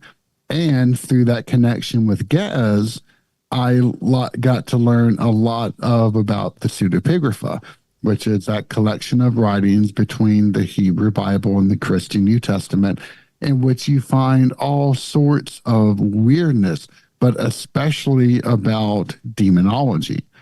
And considering the fact that I was already so entranced by ghost stories and everything else under the sun, that just became my home. I'm like, this is exactly what I want.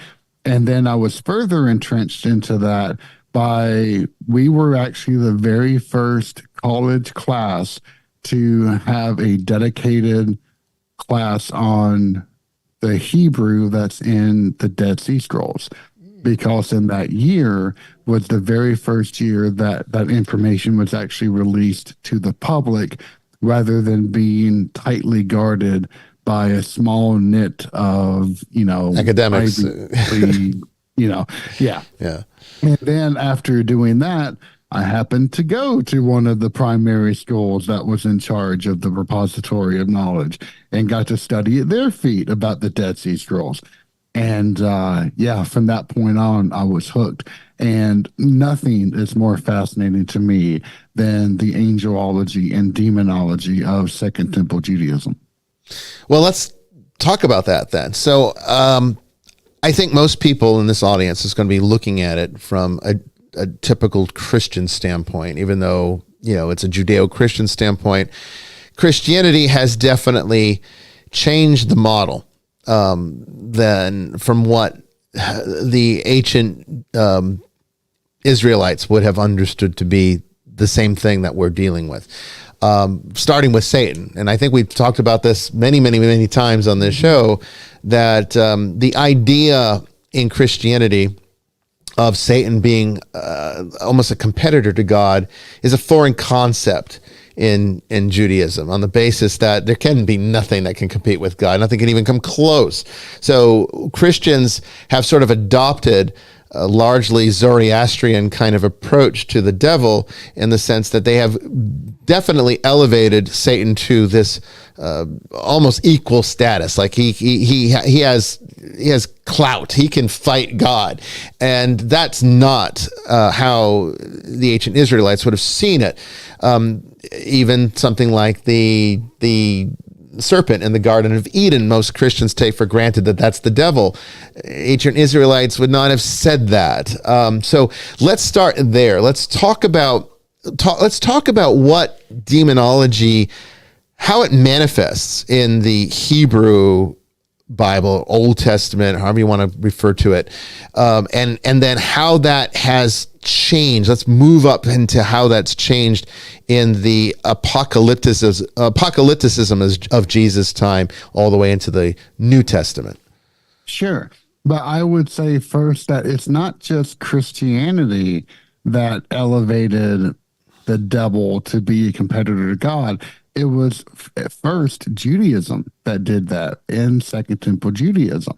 And that itself is absolutely a foreign concept in ancient Judaism. You're entirely correct. And how it got there is a fascinating journey. Now, I can't prove this, but there's so much bloody research out there that it might as well be an accepted theory, if not proven fact at this point. So, ancient Judaism, let's just start at the beginning. It absolutely believed that God controlled everything. And it doesn't matter if that was good or if it was bad or if they were angels or if they were actual demons. For example, the lying spirit of God that you find within Judges was controlled by God. That was not some ancillary entity that acted on its own. God was so powerful that everything that manifested in the world was through his will and his will alone. However, things begin to take a shift. At first, there's a lot of hypothesis around why this may have been the case. One of the popular theories that was going around for a while was you have 70 nations, and in ancient thought, there was an angel that led every single nation. And for example, the angel that led Israel was literally called Israel. However, if all of the other nations are ganging up on Israel, then how can all of the other angels be good? And so that introduced this idea of, well, maybe there are bad angels. However, that really doesn't give you a compelling reason why there is such a fundamental theological shift. And that really came about with the destruction of the first temple. The bedrock of faith was annihilated, shattered, yeah. and its people scattered to the winds in the Babylonian exile. And this is when Judaism came into contact full force with Zoroastrianism, which has and still has perhaps the most advanced duality of any religion out there. You have, and in fact, a lot of the ideals that Zoroastrian has is preserved directly into Judeo-Christian thought.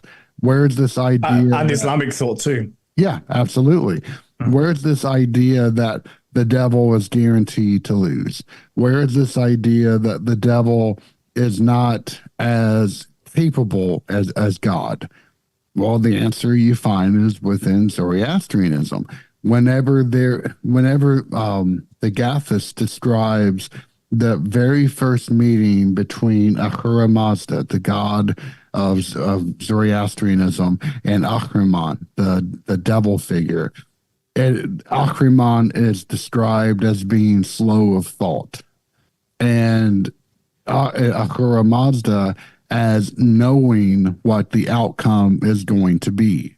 That Ahriman is going to be sealed within hell, and that his forces will lose, and that he will be the victor in the end. You find that same exact thing imported over into Judeo-Christian thought, and as Father Yates pointed out, Islamic thought as well. Absolutely correct. And that began to influence Judaism in a major way. They started looking around and seeing, well, our bedrock of faith has been shattered.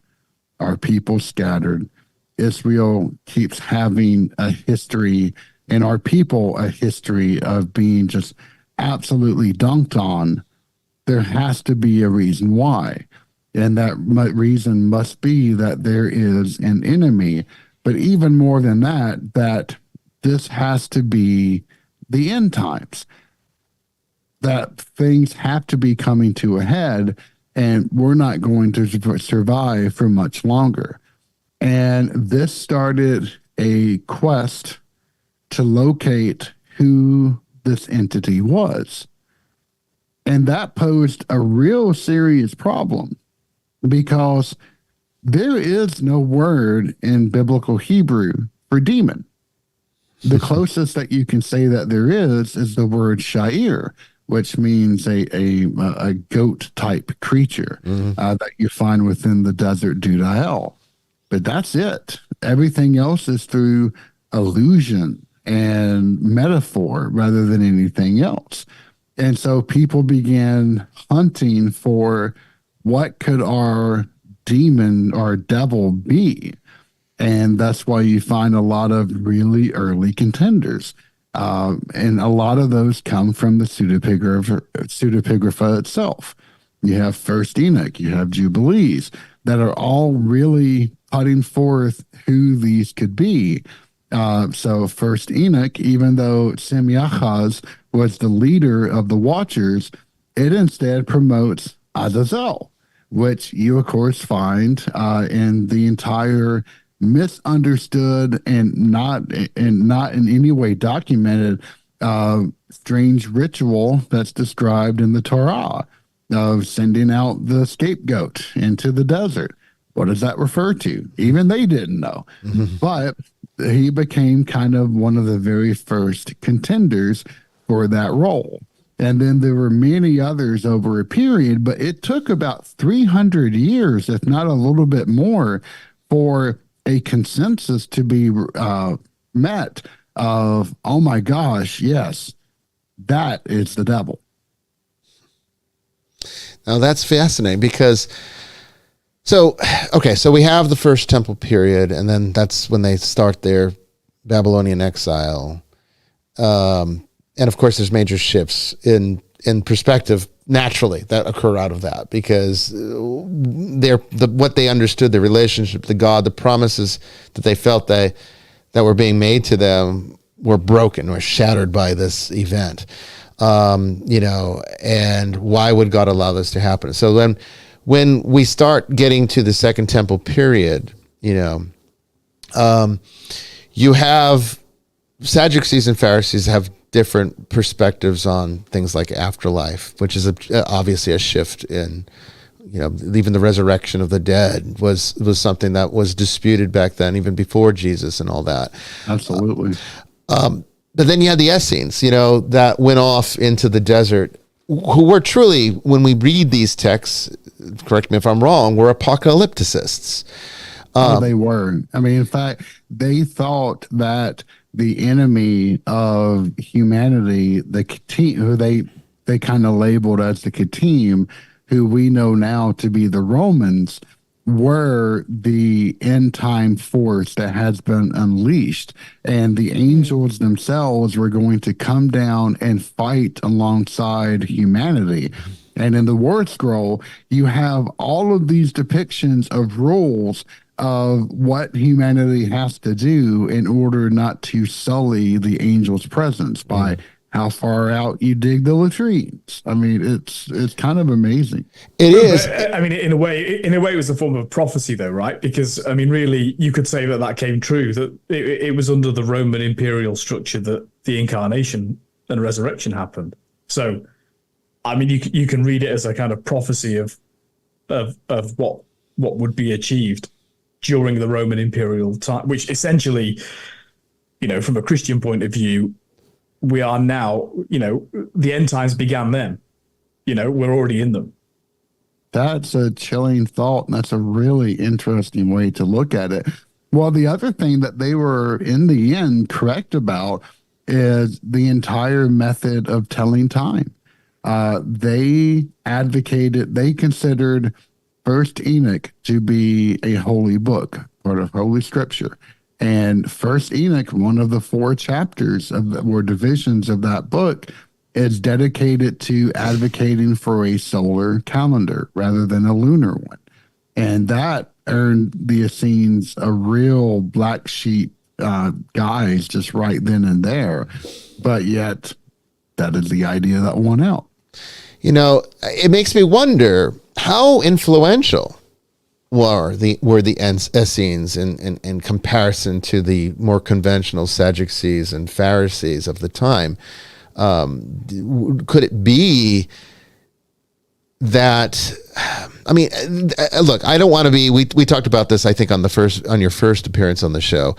And I agree with you. I don't want to be the kind of person that extrapolates and theorizes into some kind of conspiracy that Jesus wasn't as seen during his missing years and all this nonsense. I don't think there's any value to be gained from making those kinds of assumptions, because there's just no information to know one way or the other, and there's really no reason to need that information. But could it be, though, that there was clearly some influential aspect that was playing a role there that led Jesus and his apostles to follow that track, because they were, in a way, apocalypticists too, so weird. Could it have been more influential, more pervasive than even the Essenes at this time? So it's a good question, and you're right. Nobody really has the answer to that. My working assumption is the Essenes were quite limited in scope. They stayed in their community. They were led by their Mishnah, or their community leader, who was viewed as being blessed.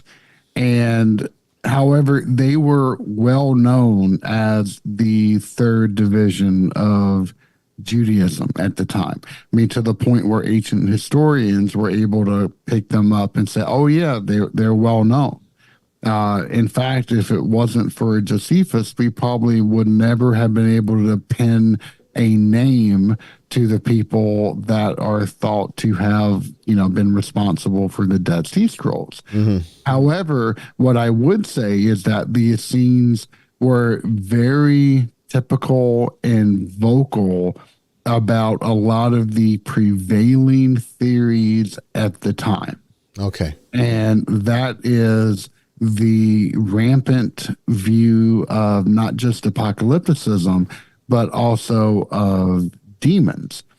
In fact, my if I've repeated this, you have to excuse me, but it's my favorite passage from the Dead Sea Scrolls, and it's 4Q 5, 10, and 11. And it simply says, "And I, the instructor, am making a proclamation of his," meaning God's, "glorious splendor, in order to instill dread and to terrify all of the spirits of the angels of destruction," referring to the Watchers, mm-hmm. "the spirits of the bastards, the Nephilim, demons, Lilith, howlers, desert dwellers." And those are all entities that are referred to within Isaiah as living in the desert Dudael, right? But the most chilling part is the very last piece that says, "And those who suddenly strike in suddenness, to lead an astray and establish spirit, and to charm hearts." Meaning that it doesn't matter how sanctified you are always in danger, because these things can turn you away from God and the community in a heartbeat. And we have to band together as a result.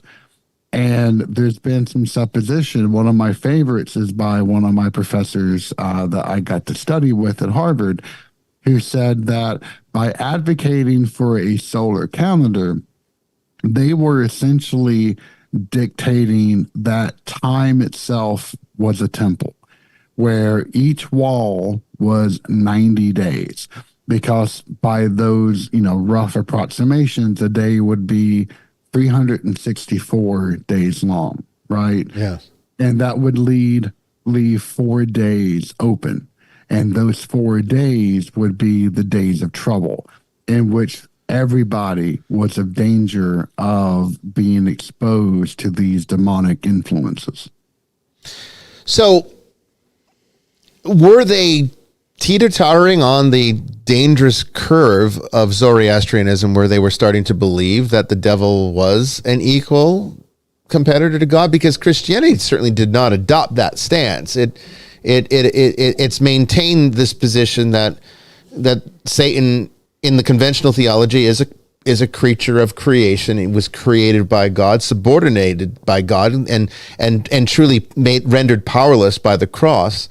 Of course, they would not have had that theology at this point that we're talking about, or even understood that yet. But could it be though that they were already starting to wonder if the Zoroastrian model was the correct one? I mean, do we have information that would lead us to make that conclusion, jump to that conclusion? Yeah, and I think the answer to that can be found solely within First Enoch itself. If you look at how the Watchers are portrayed, they are shackled hand and foot and imprisoned for 70 generations in the desert. And that is in Dudael. And so they are mimicking exactly what the Zoroastrians believe, that, even though, there is a very powerful enemy, they are contained. Ahriman will be contained. And in fact, you find the parallel to Ahriman's devas, or the demons that he creates, in the Nephilim.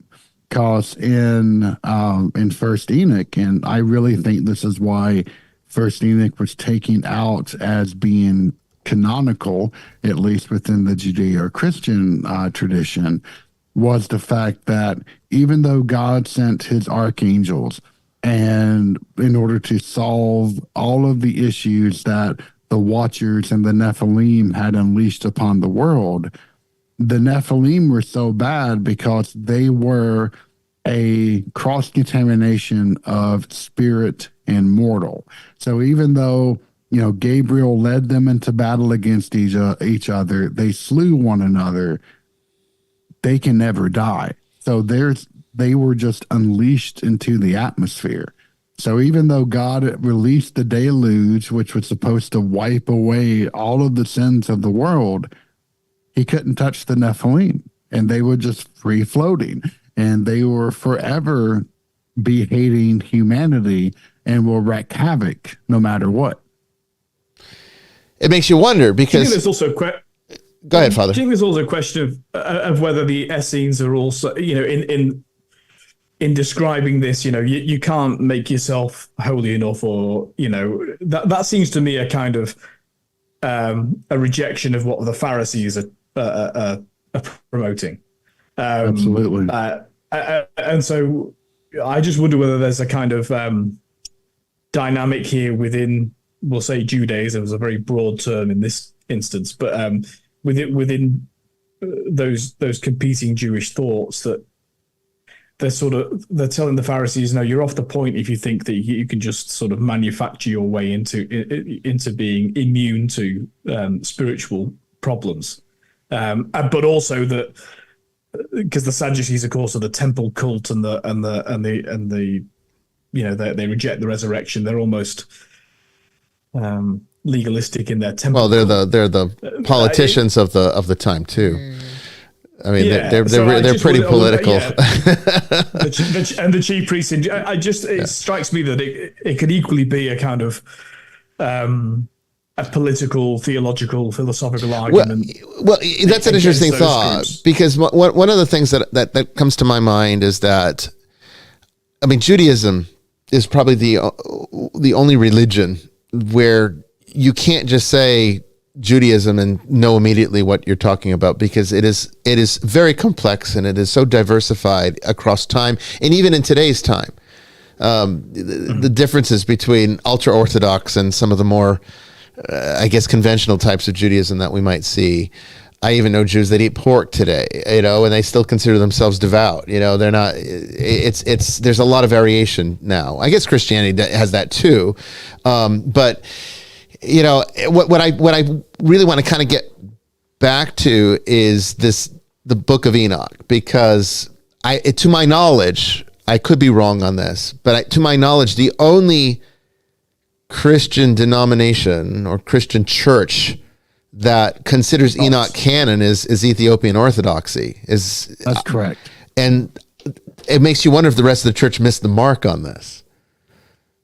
I don't think that they did, honestly, because, well, first, the fact that the book is attributed as being written by Enoch is absolutely could not be the case whatsoever. So it truly is a false epitaph in that regard. But second, it does show a ultimate weakness of God. If the Nephilim are free floating about in the atmosphere, and yet God went to such horrible measures to rectify the horribleness that the Watchers unleashed, does that not point to a serious power limitation on his part? But even more than that, even though the Watchers unleashed all of this secret and forbidden knowledge upon the world, and yet that knowledge still survived the deluge, why was the deluge even needed at that point? You know, First Enoch and Jubilees are both geared to answering what in the world, well, one of the things they were geared to do is answering what in the world does Genesis 6:1-4 really mean? Because that has puzzled scholars for generations upon generations, and it will never stop being a source of wonderment and curiosity and just a real head scratcher. And I think that's really what those two books boil down to, is someone's best attempt to try to explain what in the world these things are. I will point out one last thing. 4Q 5, 10, and 11 really serves as a fantastic marker for showing exactly the evolution of the thought of Lilith at that point in time. You know, Lilith started off as one of the three Akkadian wind goddesses, who was more like a protector demon, honestly, because she was really kind of symbolizing wanton sexuality and bad sexuality, right? And then she kind of morphed into being a night hag or a night demon that resided in the desert. And then she eventually became the first wife of Adam, and to try to, you know, help go through the Talmudic area there. And we see that even in Second Temple Judaism period, Lilith was not kind of Lilith with the capital L. She was with the lowercase l. She was just one more of the litany of things that you needed to watch out for. So she had not yet been, in Second Temple Judaism period, had not yet been elevated to a higher rank of evil entity, which is just kind of fascinating to me.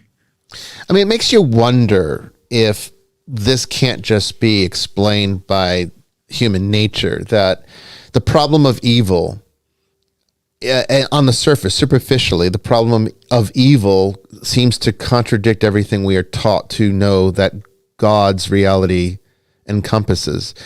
And so in order to explain that contradiction, it tends to lead people into this direction that would be dualistic. I would say that Christianity today is very dualistic in its thinking, and that goes against conventional theology because it's not correct. You know, at least if you're looking at it strictly on a theological basis, Christian theology is non-dualistic. Nothing can compete to God. God is in absolutely full control. And, you know, there are ways to explain evil. And we're even going to be talking about that on this show. We're going to have a whole show about the nature of the paradox of evil, I guess, and the contradictions therein. But could it be, though, that that's all it is that these models, because of the lack of information, because of the lack of understanding, and the lack of revelation, because remember, we're looking at this as modern people with a firm understanding of 2,000 years of Christian theology to back it up, and looking back in hindsight. But we have to put ourselves into the mind of a first century Jew, for example, or even if we're talking slightly before. And they would not have had, if you're looking at Judeo-Christian theology as being absolute truth, they did not have the revelation of God fully yet. It was still slowly being revealed to them. And so therefore the problem of evil would have been quite perplexing Because you may have to look at it like, why wouldn't God let these things happen to us? Why did this happen in the first place? And even if you're looking at fallen human nature, Yetzirah, and the proclivities to do the wrong thing, where does that come from? Because I mean, I think every person can look at their own nature and say that sometimes they've done things that were wrong and they didn't even intend to. It's just, we're flawed, we're imperfect, and we make mistakes, and sometimes, our base nature is selfishness. We have to constantly fight against that in order to not be selfish. But you look at a child, look at a baby. You look at two toddlers sitting on the floor playing with toys. Mine. Yeah, they grab it. It's always egocentric. So could this just be human nature playing itself out in a theological story, so that people can make sense of it when they're missing huge chunks of the puzzle? I would think so. I mean, it doesn't matter what age that you're in. Theodicy is always a burning question that comes up. But you find this even like within Zoroastrianism. You had this ideal that the world belongs to Ahriman and his devas. You have that directly imported into Second Temple Judaism. That is then preserved within Christianity, where the devil is the sole owner of this world. And that is the source of a lot of the sins. And that's been carried to extremes a lot within Protestantism, where you have this idea of, oh my gosh, there's a demon for every, sin or lust or thing that can lead you astray, and we must be constantly fighting against them. And so it does provide a kind of, I'm not going to say correct, but it is a compelling reason as for why evil exists in the world. And that's because the world belongs to the enemy. Makes sense to me. Okay, we're going to take our next break here. We'll be back shortly to continue this discussion, and we'll be opening the lines for you if you want to call in and ask questions directly, or our moderators are also looking in the chat for any questions. So go ahead and place them now, and we'll get to each one as the next hour continues. Don't go away.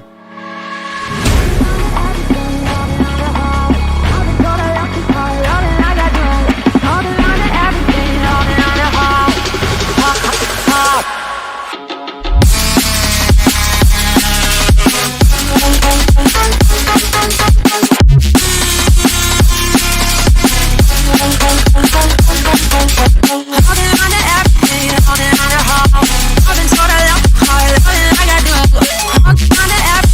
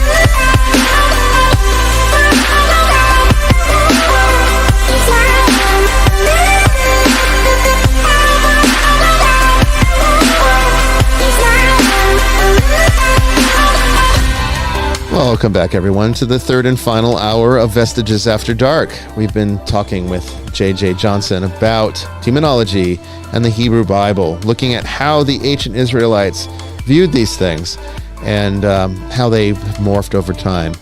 We're now ready to start taking your questions, and we really would actually prefer that you call into the show because that's where the action really happens. If you'd like to do that and ask us directly, that's the number to call is 718-362-6380. That's 718-362-6380. Remember to enter PIN number 855-4111 to be placed into the queue. That's 855-4111. I'll have that number up on the screen here shortly, and the moderators will probably put it in the chat for me as well. More to come in just a moment.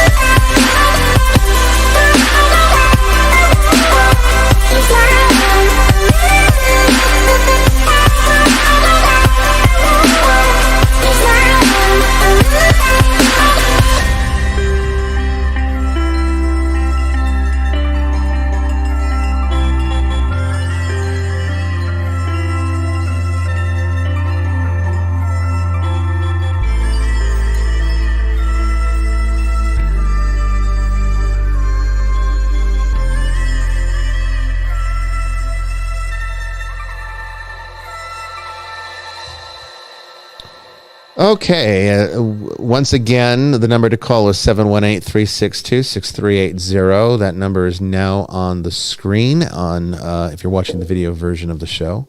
718-362-6380, PIN number 855-4111 to be placed into the queue. We'd love to hear from you, but we will also, of course, as usual, take your questions from the chat directly.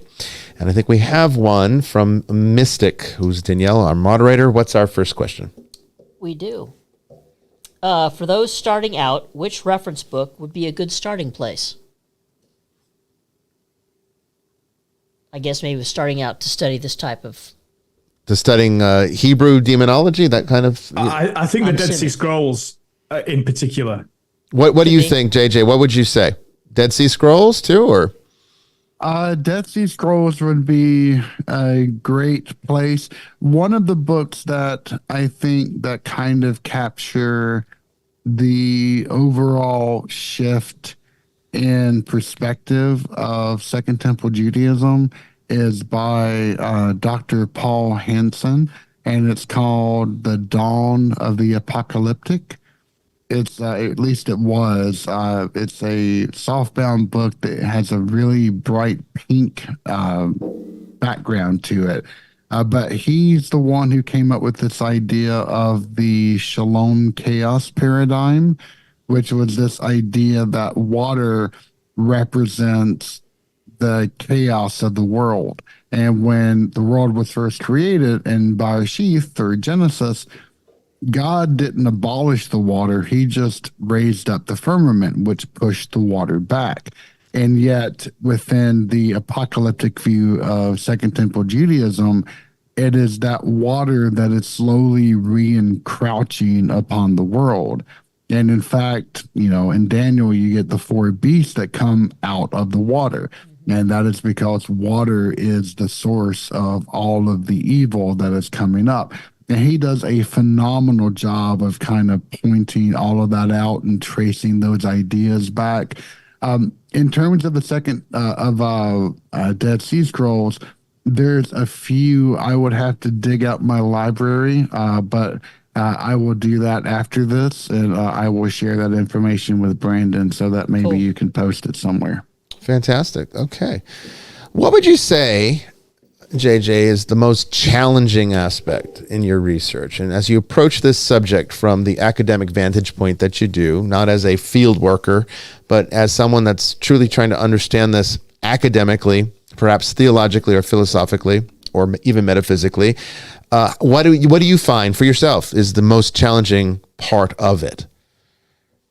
It's really kind of getting a grasp of the sits and lebens, or the situation at hand. This kind of modern take in academia of trying to understand the time period and the people that were within it and the prevailing ideas that were there at the time.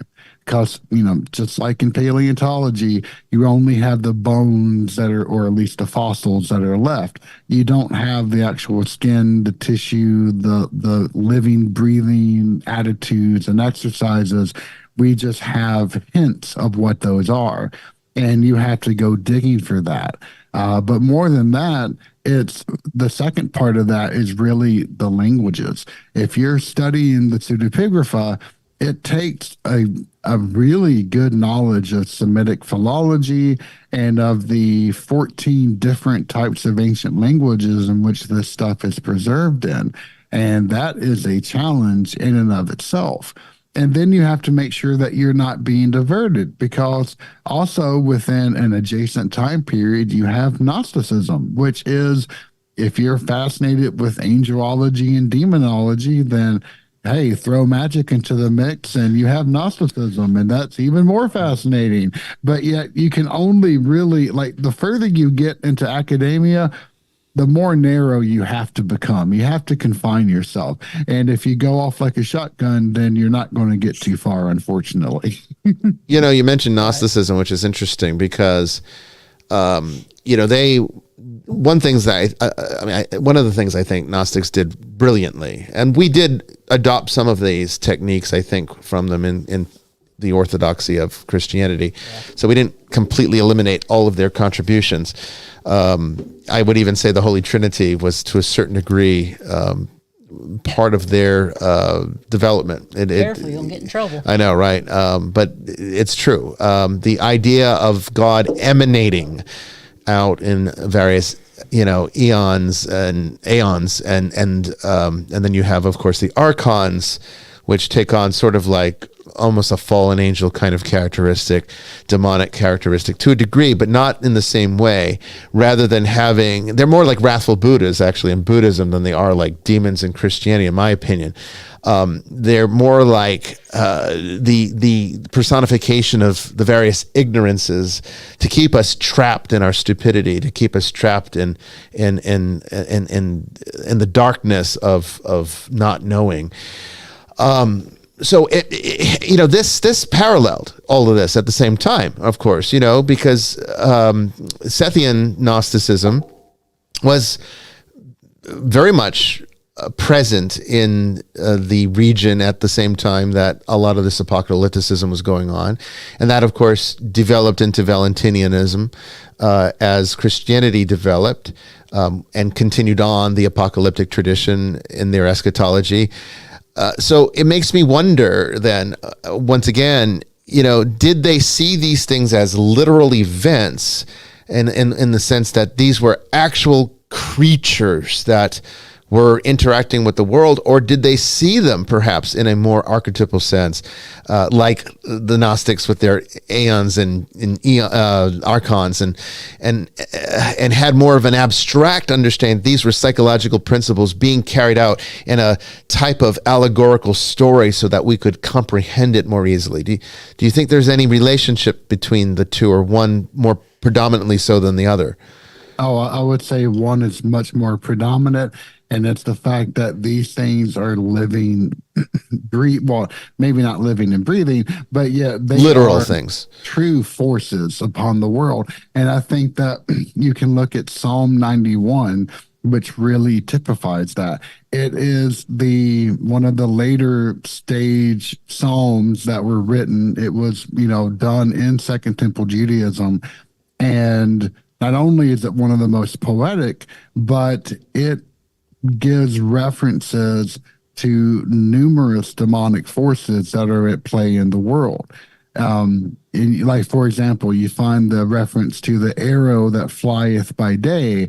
That is actually a well-known reference to Lilith herself. You have the four forces of destruction that are unleashed upon the world. Those represent not just the huge natural disasters, but they represent the things that are behind the natural disasters. So I would say definitely. And then if you're talking about Gnosticism, you can't forget about Manichaeanism.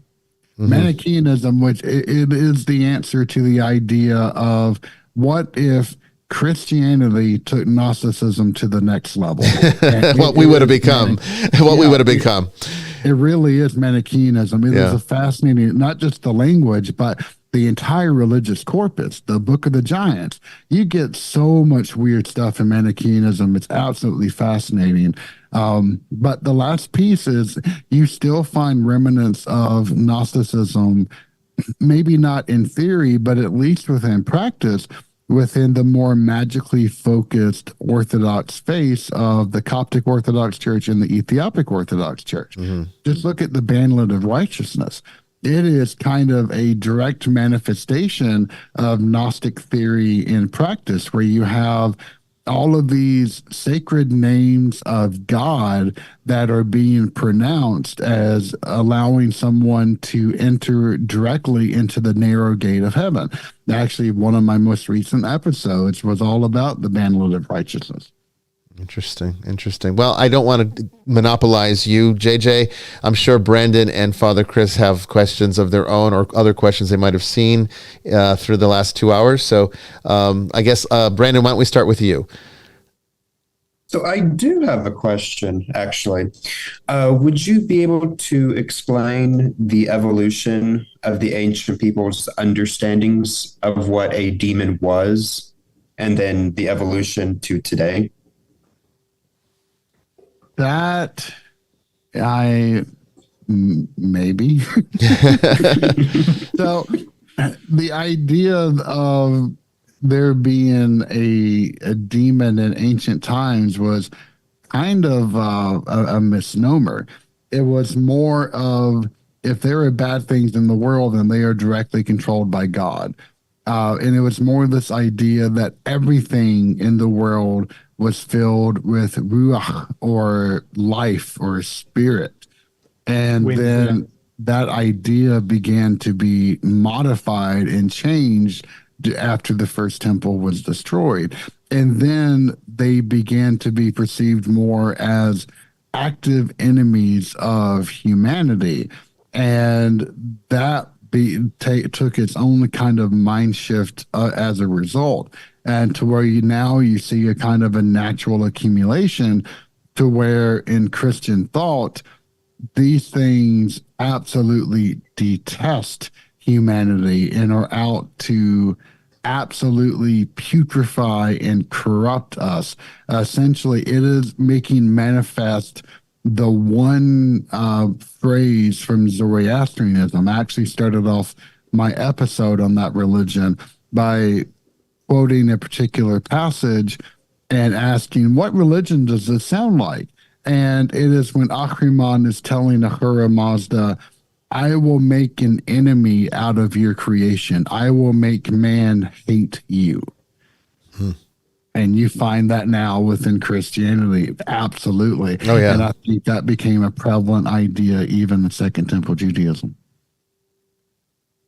If I'd had the chance to go back and write a doctorate dissertation, it would definitely be on finding those remnants of Zoroastrianism and Second Temple thought that are still flash frozen and preserved even within our modern understanding of the world. Wow. Fascinating. Father Chris, what are your thoughts? Goodness. I think Do you want me to stick to the demon question? No, whatever you want to do, whatever is on your mind. I mean, there's so much to extrapolate here, but I mean, I was kind of wondering whether it might. I know JJ, you were on the show before, but it might be useful to, because so much of this is tied back to the Dead Sea Scrolls and their discovery. And you know, I put in the chat, you know, because you were making references to 1QX, or you know, that relates to. Q means they were found at Qumran by accident by a shepherd boy throwing a stone. Yep. Shattering a pot. Shattering a pot. Yeah. Yep. So, you know, when young boys are throwing stones, maybe don't stop them. So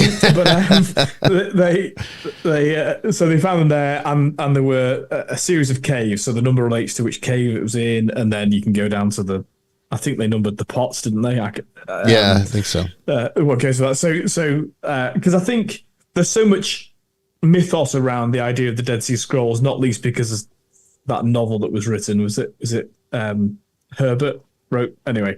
But so much mythos about that. But certainly for Christians, I can't speak for Jews, but certainly for Christians, the Dead Sea Scrolls were a great affirmation of so much of what we believe. Certainly, you know, what was contained in the Hebrew Bible, for example. I've been to the museum, the Dead Sea Scrolls Museum in Israel, and had a look around. So I just, how much of your research is focused on the Dead Sea Scrolls themselves? You know, the actual, you know, I mean, you're an ancient languages guy. By the way, if you start speaking in ancient languages, that in your case, that's not a sign of demonic possession. I would certainly hope not. A good bit, honestly, because the Dead Sea Scrolls is kind of how I backed my way into Semitic philology, which became a real deep passion of mine. But really, like, if you just study the orthography of the Hebrew that was used during this time, it's beautiful. I mean, not only is it kind of extremely frustrating because yods and vowels look exactly the same and it's almost impossible to tell, but you know, then you start looking at some of the research of like Thomas Lambden, who went through and traced the orthography of Hebrew throughout the generations, and it is just, it's amazing. But yeah, so I'm not really. It's only the parts of the Dead Sea Scrolls which are like interesting, and at least to me. And those are the ones that really touch upon apocalypticism, angelology, demonology. There's a lot more boring details in which I kind of steered away from, although, you know, I know the high levels of all of it, but still I don't really do any particular research. But I follow a lot of academians that specialize in this stuff.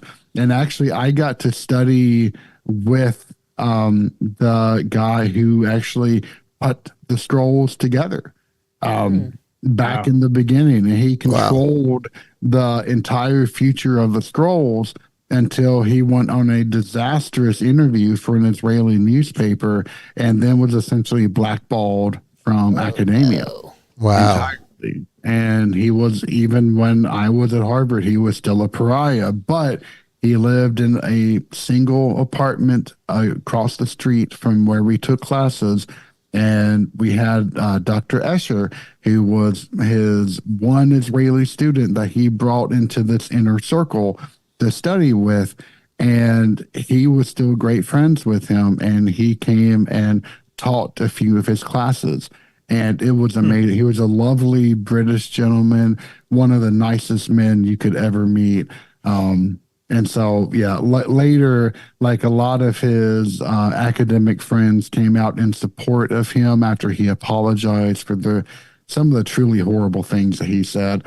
And it does seem like he suffered a good bit from alcoholism and from depression and manic, depression. And I think that kind of explains a lot of what happened. But I actually did an entire episode on the Dead Sea Scrolls, which kind of broke down the academic walls and the prevailing ideas and then how that all kind of played out. But it's really a tragic tale. JJ, we've talked. Because Oh, sorry.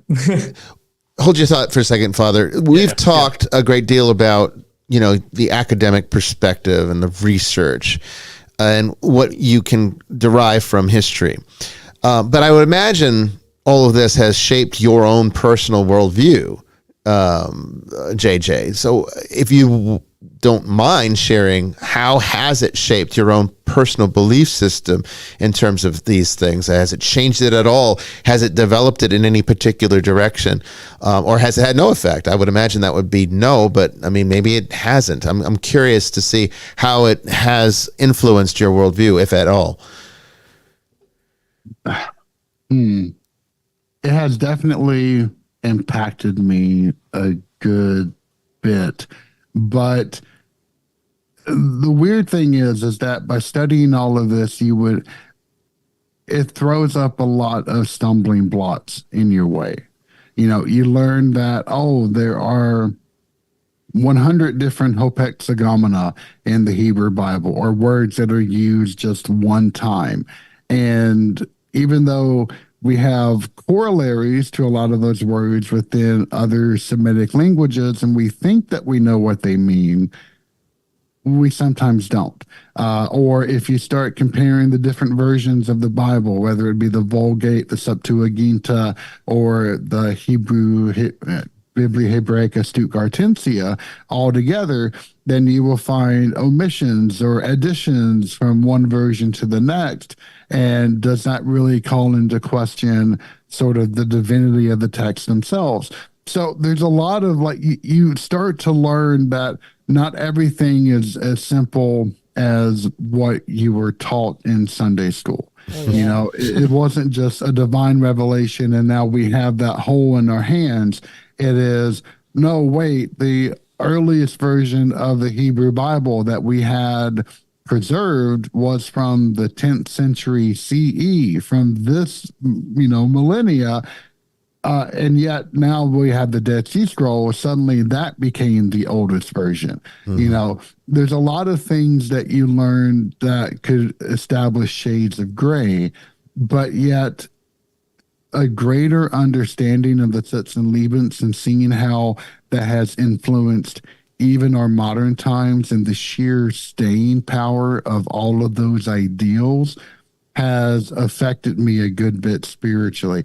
I would say that my ideals around demonology have become stronger. Maybe I put entirely too much emphasis upon that in my daily life. I actually protect myself a good bit from these types of things. Yeah. But yeah, it's definitely has done it. But rather than, it's almost like you have to resort to Immanuel Kant and his way of thinking. He said that there is no category for God, and that leaves all the more room for faith. And that I have found to be especially true. Great answer. Father, I'm sorry, I cut you off there. No. I mean, you asked a much broader question. I was going to ask a much more zoomed in question, which Jews, contemporary Jews, Orthodox or liberal, will say of the what we call the Old Testament, of the Hebrew Bible, there's no real character of the devil. You have this Satan character in the book of Job, but it's very much not. It's not the devil that Dante would describe, and also that in the Hebrew Bible, there's no real sense of an afterlife. There's no real. There's sort of a. We have the book of Daniel, which gives a sort of apocalyptic vision, but there's no real beatific vision presented in the Hebrew Bible. And then, of course, into the New Testament, we get early in the Gospel, of course, the temptation of Jesus in the wilderness, where the devil is proclaimed as the prince of this earth. So there's obviously this shift. So your suggestion is that shift is down to the destruction of the temple and the Babylonian exile. Is the shift into thinking, what is the adversary that's led us to this point? Is that Was that the point you were? I would think so. I haven't done a ton of research into this area yet, so I can't really provide you a definitive answer. I'm just interested. I've not either. I just. I mean, it's absolutely fascinating because you're right. In ancient Judaism, there is this prevailing idea that, everybody just went to Sheol, and Sheol wasn't a hell. It was just kind of a cave in the earth, and you went there, and it wasn't good. It wasn't bad. It was just existing. Oh, it was like Plato's cave, right? It was more like that. It really is. And then you do have this shift, and you find some really interesting takes that begin to develop within Second Temple Judaism. In First Enoch, you have this depiction that hell and heaven are essentially right next to each other. And that people suddenly get to kind of go to heaven, but it doesn't really make a definitive answer one way or the other. And people were still trying to decide this question even then. So, and I don't think you really have a more defined view of what an afterlife truly is, or that radical. You start to see that happen during Second Temple Judaism, but you don't really see that come to fruition until even later than that. Jamie, so do you have it's actually difficult circumstances that or suffering that leads to this internal philosophical investigation as to what are the ultimate causes and consequences. But I think that really one of the shining examples that paved a way to an afterlife was Enoch himself. Enoch is the only character within the Hebrew Bible who didn't perish. He instead, quote unquote, walked with God. Walked with God, yeah. Yeah. Jamie, do you have a question of your own for JJ? Not offhand. I'm just soaking it all in. Yeah. I'm sure I do. There's if you got one, let me know. Brandon, I know you have one. I see it in the chat there, so go ahead. Cassette. Yeah, so I got a question, but I want to ask audience question first. Okay. This person is curious about your knowledge of Abaddon and what would cause Abaddon to target a human. I have knowledge of Abaddon from a biblical perspective. If you're asking about a modern incarnate or a view of a modern incarnation, not particularly. I can provide some references if that would be helpful after this show. I'm more than happy to do that. Sure. I think they would be okay with that. If you could listen in the chat, if you'd be okay with that. But I got a question. Go for it. Of course. So during Second Temple Judaism, when they started trying to figure out who was responsible for all this evil, what were different names or different, I guess, candidates, so to speak, that were brought up? Sure. That's a great question. So as I said before, you had Azazel, who was kind of leading the pack early on, but you had others as well. You had Baal, which was then kind of bastardized into Belial or Beliar, both of which are the same thing. And in fact, within another pseudepigraphal book, you find that name to be Belial rather than Belial. So those are three essentially the same character right then and there.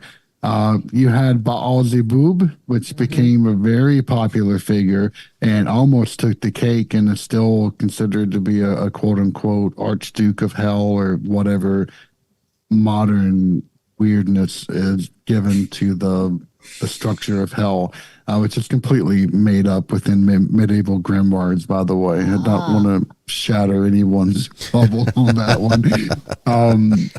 But yeah, those are just a few. In fact, I have an entire episode that's dedicated to who the devil truly is. And then, of course, you have Satan. And as Father Yates correctly pointed out, Judaism does not consider to be the figure that's depicted in Job to be the devil. In fact, it's not Satan that's referenced, it is Hasatan, which literally means the chief prosecutor. Right. It is a highly legalistic term.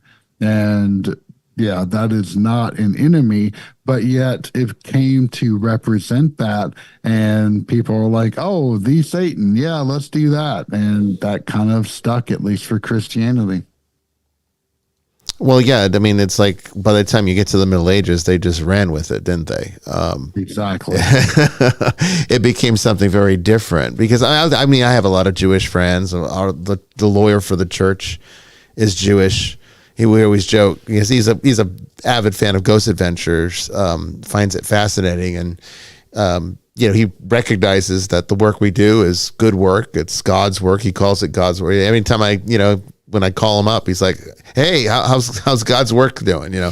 But he laughs because he's like, he was talking to some friend and they said something about hell, and he goes, "You forget, I'm Jewish. I don't believe in hell." So they have different, the Jewish people, at least in America, and there's many different. I don't want to call them denominations, but there's different sects of them, different variations of Judaism. And none of them really today have a place for hell or the devil in talking to them. Do you know, as far as like Orthodox and ultra-Orthodox Judaism, where they stand on such things, JJ? So I don't really know if Hasidic Jews truly believe in a hell or not, but they absolutely believe in demons. And there is a huge catalog of evil spirits, demons, etc. And there's been some phenomenal movies actually that have depicted some of these more Hasidic type of entities that strike against humanity that are just phenomenal. Name of it actually slips my mind, but we actually watched it in a Discord Wednesday movie night that we had here last year, which was amazing. But yeah, and there's a huge history from the Midrash and the Talmud on of these various ideas of enemy or of at least of demons that are pervasive. And you find that not just with Adam's first wife, who becomes, a head demon, but you find that in many other places as well. So even though you may not find within modern Judaism a lot of preconceived notions of hell or a true, place of torment, you do have a lot of enemies of humanity that still are unleashed upon the world. And I would argue those came directly from these ideals that sprung out of Second Temple Judaism. So this viewpoint on demons that they do believe in, what do they give as the theological origin of these things? Is it the same? Is it the same concept that does it go back to the Nephilim? Does it go into this fallen angel category? How do they explain it? I don't have a good answer on that one. It's one of the things that I'm going to be dedicating some more research into, but I have yet to be able to tackle that particular thing, mainly because I'm not a expert in the Talmud or the Midrash. Yeah. Even though I want to be, I just haven't had the chance to delve into that huge body of literature. And then all of the folklore that came after that fact. It's fascinating. It's a huge area of study, one I highly encourage people to go look into, but I have yet to have the chance to uncover those particular stones, unfortunately. Yeah, but when you do, I would love to hear about it. America's most famous Orthodox Jew at the moment is probably Ben Shapiro. And he very much evangelizes against belief in things like that. He's completely rational. I mean, that's my experience with the Jewish friends I have. Yeah. So he knows much more about Thomas Aquinas than he does about these things, and yeah. I mean, even he was asked to give his vision of heaven, and he said, well, there isn't really one, we just sort of go to be with God and that's all we know, So it's almost like an unimportant question for him. And I wonder whether, with the break from temple sacrifice that came after 70 AD when the Romans destroyed the temple, I wonder whether that, just became, the rabbinic tradition just sort of moved away from any of those. Well, I mean, I think there's a similar reaction to what we see from Catholicism and Orthodoxy as Christianity morphs into Protestantism, is that when you get away from the sacrificial elements, the spirituality seems to dry up, and you get more down into basically just legalism, right? The book. It just comes down to reading the book. And I think that's what you see in Judaism today. It's reading the book. And so I wouldn't go as far as to say is that modern Judaism is the equivalent of that Protestantism is to Orthodoxy or Catholicism. But I do think there's a parallel there, that they did lose their spiritual center in the destruction of the temple, and now they can't reclaim it without ending the world, right? I mean, if they try to reclaim it and take back the Temple Mount, I mean, that's going to start World War III for sure. Yeah. So it's like they can't even have it back. Yeah, I mean, the irony is they do control the Temple Mount. They're just the only people that aren't allowed to pray on it. But they don't really control it. They just have the territory, but they don't really control it. Well, they police it. They stop Jews from praying. The Israeli police stop Jews from praying. They don't want any trouble. But I do wonder, because one of the motivations for the question was that obviously, following the Second Vatican Council, I don't think it, people ran away with the documents, that there was very much a desacramentalizing of the Catholic Church as well. And I this is kind of one of my cautions, is I wonder whether, amongst the many other things to lament about the loss of the many references to sacrifice that the old Mass had, for example, compared to the Mass of Paul VI, and all that went with it, a much bigger focus on mystical experience, an experience of the Mass towards what I think is a much more Protestant, hyper rationalism. I wonder whether one of the cautions for that is it's no surprise that our concern for going to hell or going to heaven, or the action of demons in the world, no surprise that those things diminish as soon as you remove the temple experience, so to speak. It's true. So I wonder whether it's a useful caution, because many of our viewers are from Protestant traditions.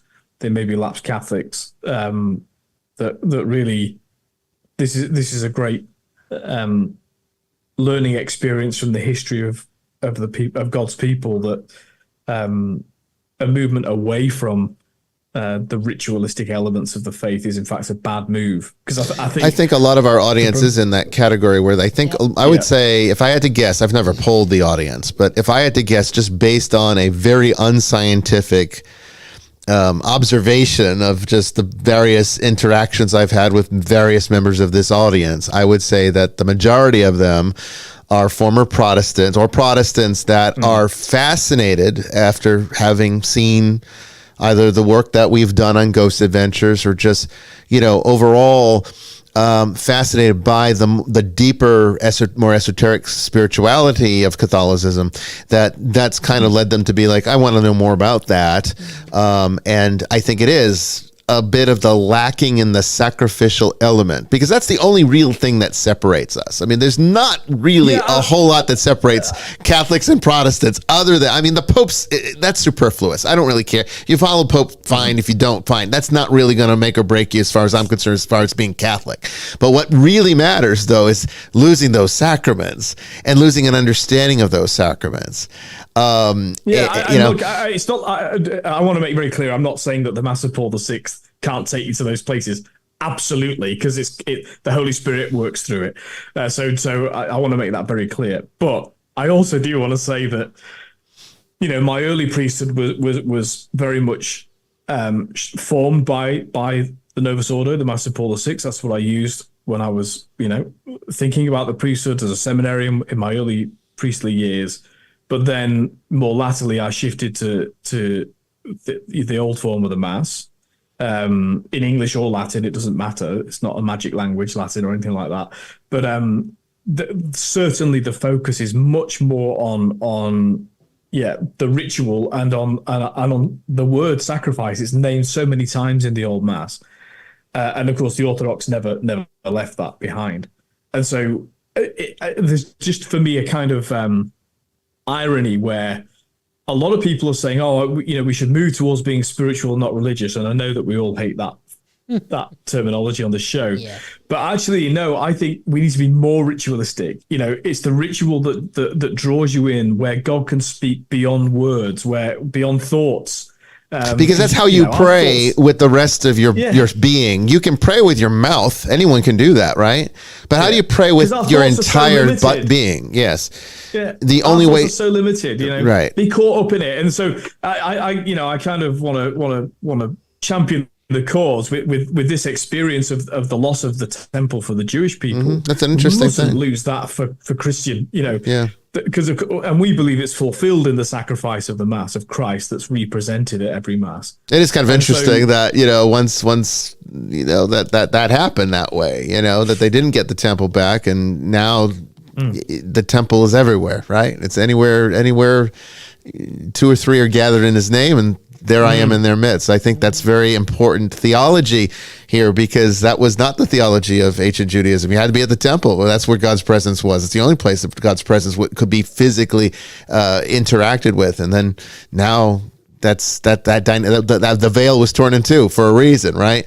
It's kind of an interesting parallel. I mean, not to dispute or to discount Jewish theology today, but from a Christian vantage point, it does seem to be an interesting parallel there. I know there's some more questions in the chat. I don't want to miss them. Brandon, what do we have? Yep. So we actually got a lot of questions just came in. Okay. One from Mystic. I think this might be also a question for you, Bishop, as well. Okay. Why would Azazel target a child of around 10 years old? Not a possession, but certainly an oppression.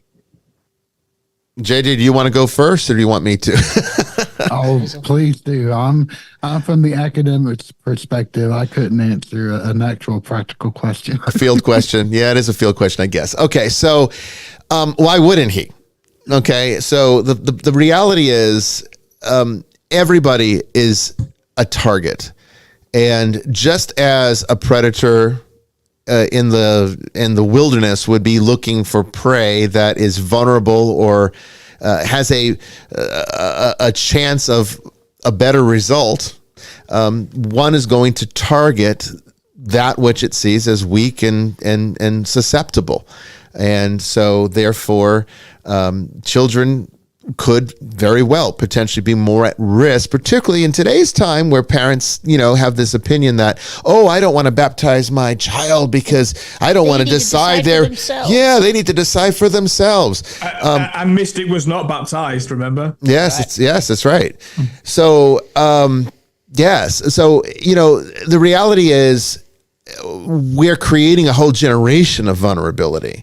And the only reason why, everyone's not possessed is just because there's really not enough demons to do the job. If you really want to break it down, there's really not as many of them as people think. However, that does not mean that the fracture, and I don't want to get too metaphysical in this show, so we're not going to go too far down that road. But the demonic fracture, as I call it gets weaker as it fractures too. So there's a limit to what the demonic realm can do to influence human beings. So they're typically going to look for the most vulnerable, and that's number one. And the number two is opportunistic. So if you're vulnerable and you happen to be at the wrong place at the wrong time, that's usually a recipe for an attachment, which is why you got to be spiritually strong. And that includes, spiritual strength also includes physiological strength. You got to take care of your body too, right? If you it's just like a burglar. They look for a weak house. It is. And if you're going through your life, high on pot all day long, that might feel good, but do not underestimate just how vulnerable that actually makes you. You would be surprised at how many of my clients started with their attachment because of that. I'm now not saying marijuana causes demonic attachment, but what I am saying is it open up causes the door, vulnerability. It causes vulnerability. I don't look when you know me. I drink my wine. I drink my alcohol. I can't tell you. I never drink to intoxication. Never. I mean, I used to when I was younger. I did a few times, not very often, but I never drink to intoxication. You'll never see me intoxicated. It doesn't happen anymore. Because I don't believe in it. And that's why it's like to smoke pot to get high. I can understand smoking pot because you're in pain or you have cancer and that it helps with that. But to smoke it just to recreationally get high, that's going to make you vulnerable. It as an escapism. And yeah, as any kind of escapism. You could turn video games into that too. Right. I mean, anything that goes above and beyond what is considered normal or rational behavior is going to put you at risk. And as far as a child goes, there's not a whole lot of spiritual support for children today. Parents don't give a damn about it anymore. They don't teach they don't instruct their children in the faith. And so there's a lot of kids out there, and that's all it takes. This is why you see this upheaval in youth crime. Yes, it is. It is. Yeah, there's no Seen that foundation. here in Atlanta last week. That's exactly right. Exactly right. Okay, what's our next one? We got time for maybe one or two more. Go ahead. Okay, so Brandon. we'll go through two more. One is also from Mystic. It might be a question for you as well. Would a demon target you in your past if they knew you would be fighting against them in your future years? If you're interacting with something that is of a more sophisticated nature, I mean, if you've listened to my shows on demonology in the past, you know that there are not all demons are created equal. Okay. When that first classification in my classification system, I have 4 classifications, right? Fallen angels, which are what I call true demons.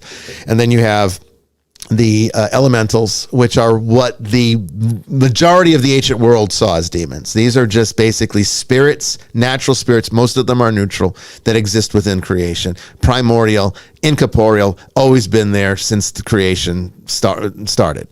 And some of them are not healthy for us to be around. Some of them don't have any effect. Some of them are even helpful. Okay. They're all demons, but demon doesn't mean evil. Okay. In the ancient context, a demon was just basically a type of natural spirit. Okay.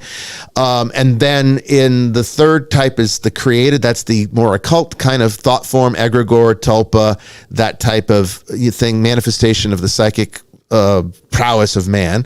And then wrathful spirits. These are the dead who won't move on and are now pissed off. Okay. So it's pretty much, they're human spirits in that sense. All of them have demonic behavior. All of them could be misconstrued to be a true demon or a fallen angel just by virtue of interacting with them. But it's really only the first category that you really have to truly worry. I mean, they're all problematic, but when you're an exorcist, the one that you really worry about is the first one, because that's the one that actually is, you have to fight yourself. Yeah. So would you categorize Dybbuk's as being elementals then via that category system? I think some of them are. I think Dybbuk's are. Some of them are elementals. I would also probably say that most of them are really wrathful spirits, though.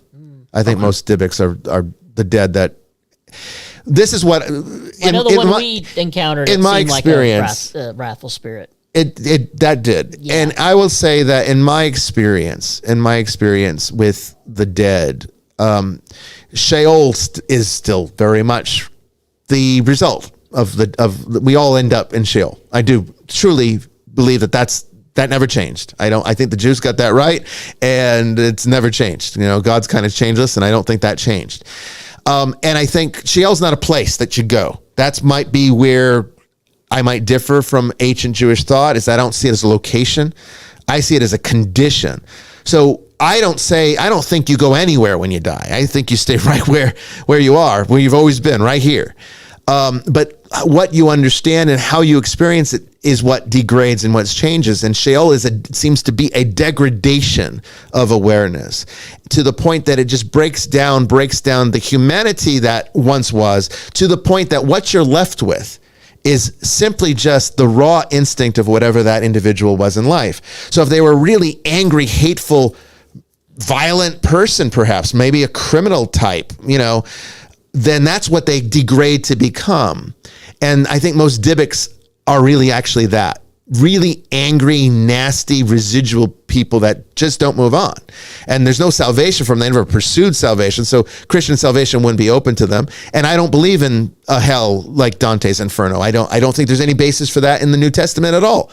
I think everything that you have on hell in the New Testament that would even lead us to some of these modern Christian understandings that would reflect Dante's concept is really just the allegories of Jesus talking about Gehenna and the fires of Gehenna and the gnashing of teeth and stuff like that, which are clearly allegorical. He's clearly referring to the garbage dump outside of Jerusalem walls to be like, this is where we throw the trash. All right. I can save you from that, but you're just going to end up burning up, which is basically degradation. So I'm a bit of an annihilationist, which I guess is kind of an anomaly in Catholicism for most Catholics, but I can't more find orthodox, I think. It's probably very orthodox. Yeah. I can't find any justification for anything else than that. I don't think Sheol went anywhere. And so I think most Dybbuk's fall into that category, JJ, but I do think there are some that are, elemental spirits that kind of are very sophisticated. But what was the question again? Because I kind of went off on the tangent. What was the question? Brandon read it. I'm kind of scrolled down. Let me find I was at the end here anyway. Would a demon target you in your past if they knew you'd be fighting against them in your future? The sophisticated ones would be able to actually, because they exist outside of time, they could, the higher level fallen angels could actually do that, yes. But to go a bit Star Trek on you, if you've attacked it in your future, there's no point in attacking you in your then they past. probably wouldn't, yeah. It really depend upon your spiritual fortitude now, because that's the one that you're going to really be able to carry it with later. We're at the end of the show. JJ, real quick, it's 20 seconds. Tell the audience where they can find you and find out more about your podcast, all that stuff. Sure. So Southern Demonology is available on all podcasting platforms. You can find us at southerndemonology.com, and it has links to all of our socials, but we're on Facebook, TikTok, Threads, etc. Come find us and have fun. Thank you so much, JJ. Active Discord server as well. It's always a pleasure to have you on. And I think we're having you on later on in the season, correct? You're coming back? Mm-hmm. Looking forward to it. Great. As always. Thank you so much. We are going to be back next week, Tuesday at 8 p.m. Eastern Time with UFOs. Brand new guest to talk about the UFO phenomenon. You're not going to want to miss that. That's going to be really unique stuff. And there's been so much going on in the world regarding that. It's been disclosure rather has really started to happen, it seems, and we're going to discuss that next week. You don't want to miss it. But until then, I want to thank Brandon. I want to thank Father Chris. Jamie, thank you. And JJ, can't wait till next time. And all of you for joining us this evening. Take care, and I will see you out there in the ether. Good night, Thanks, everybody.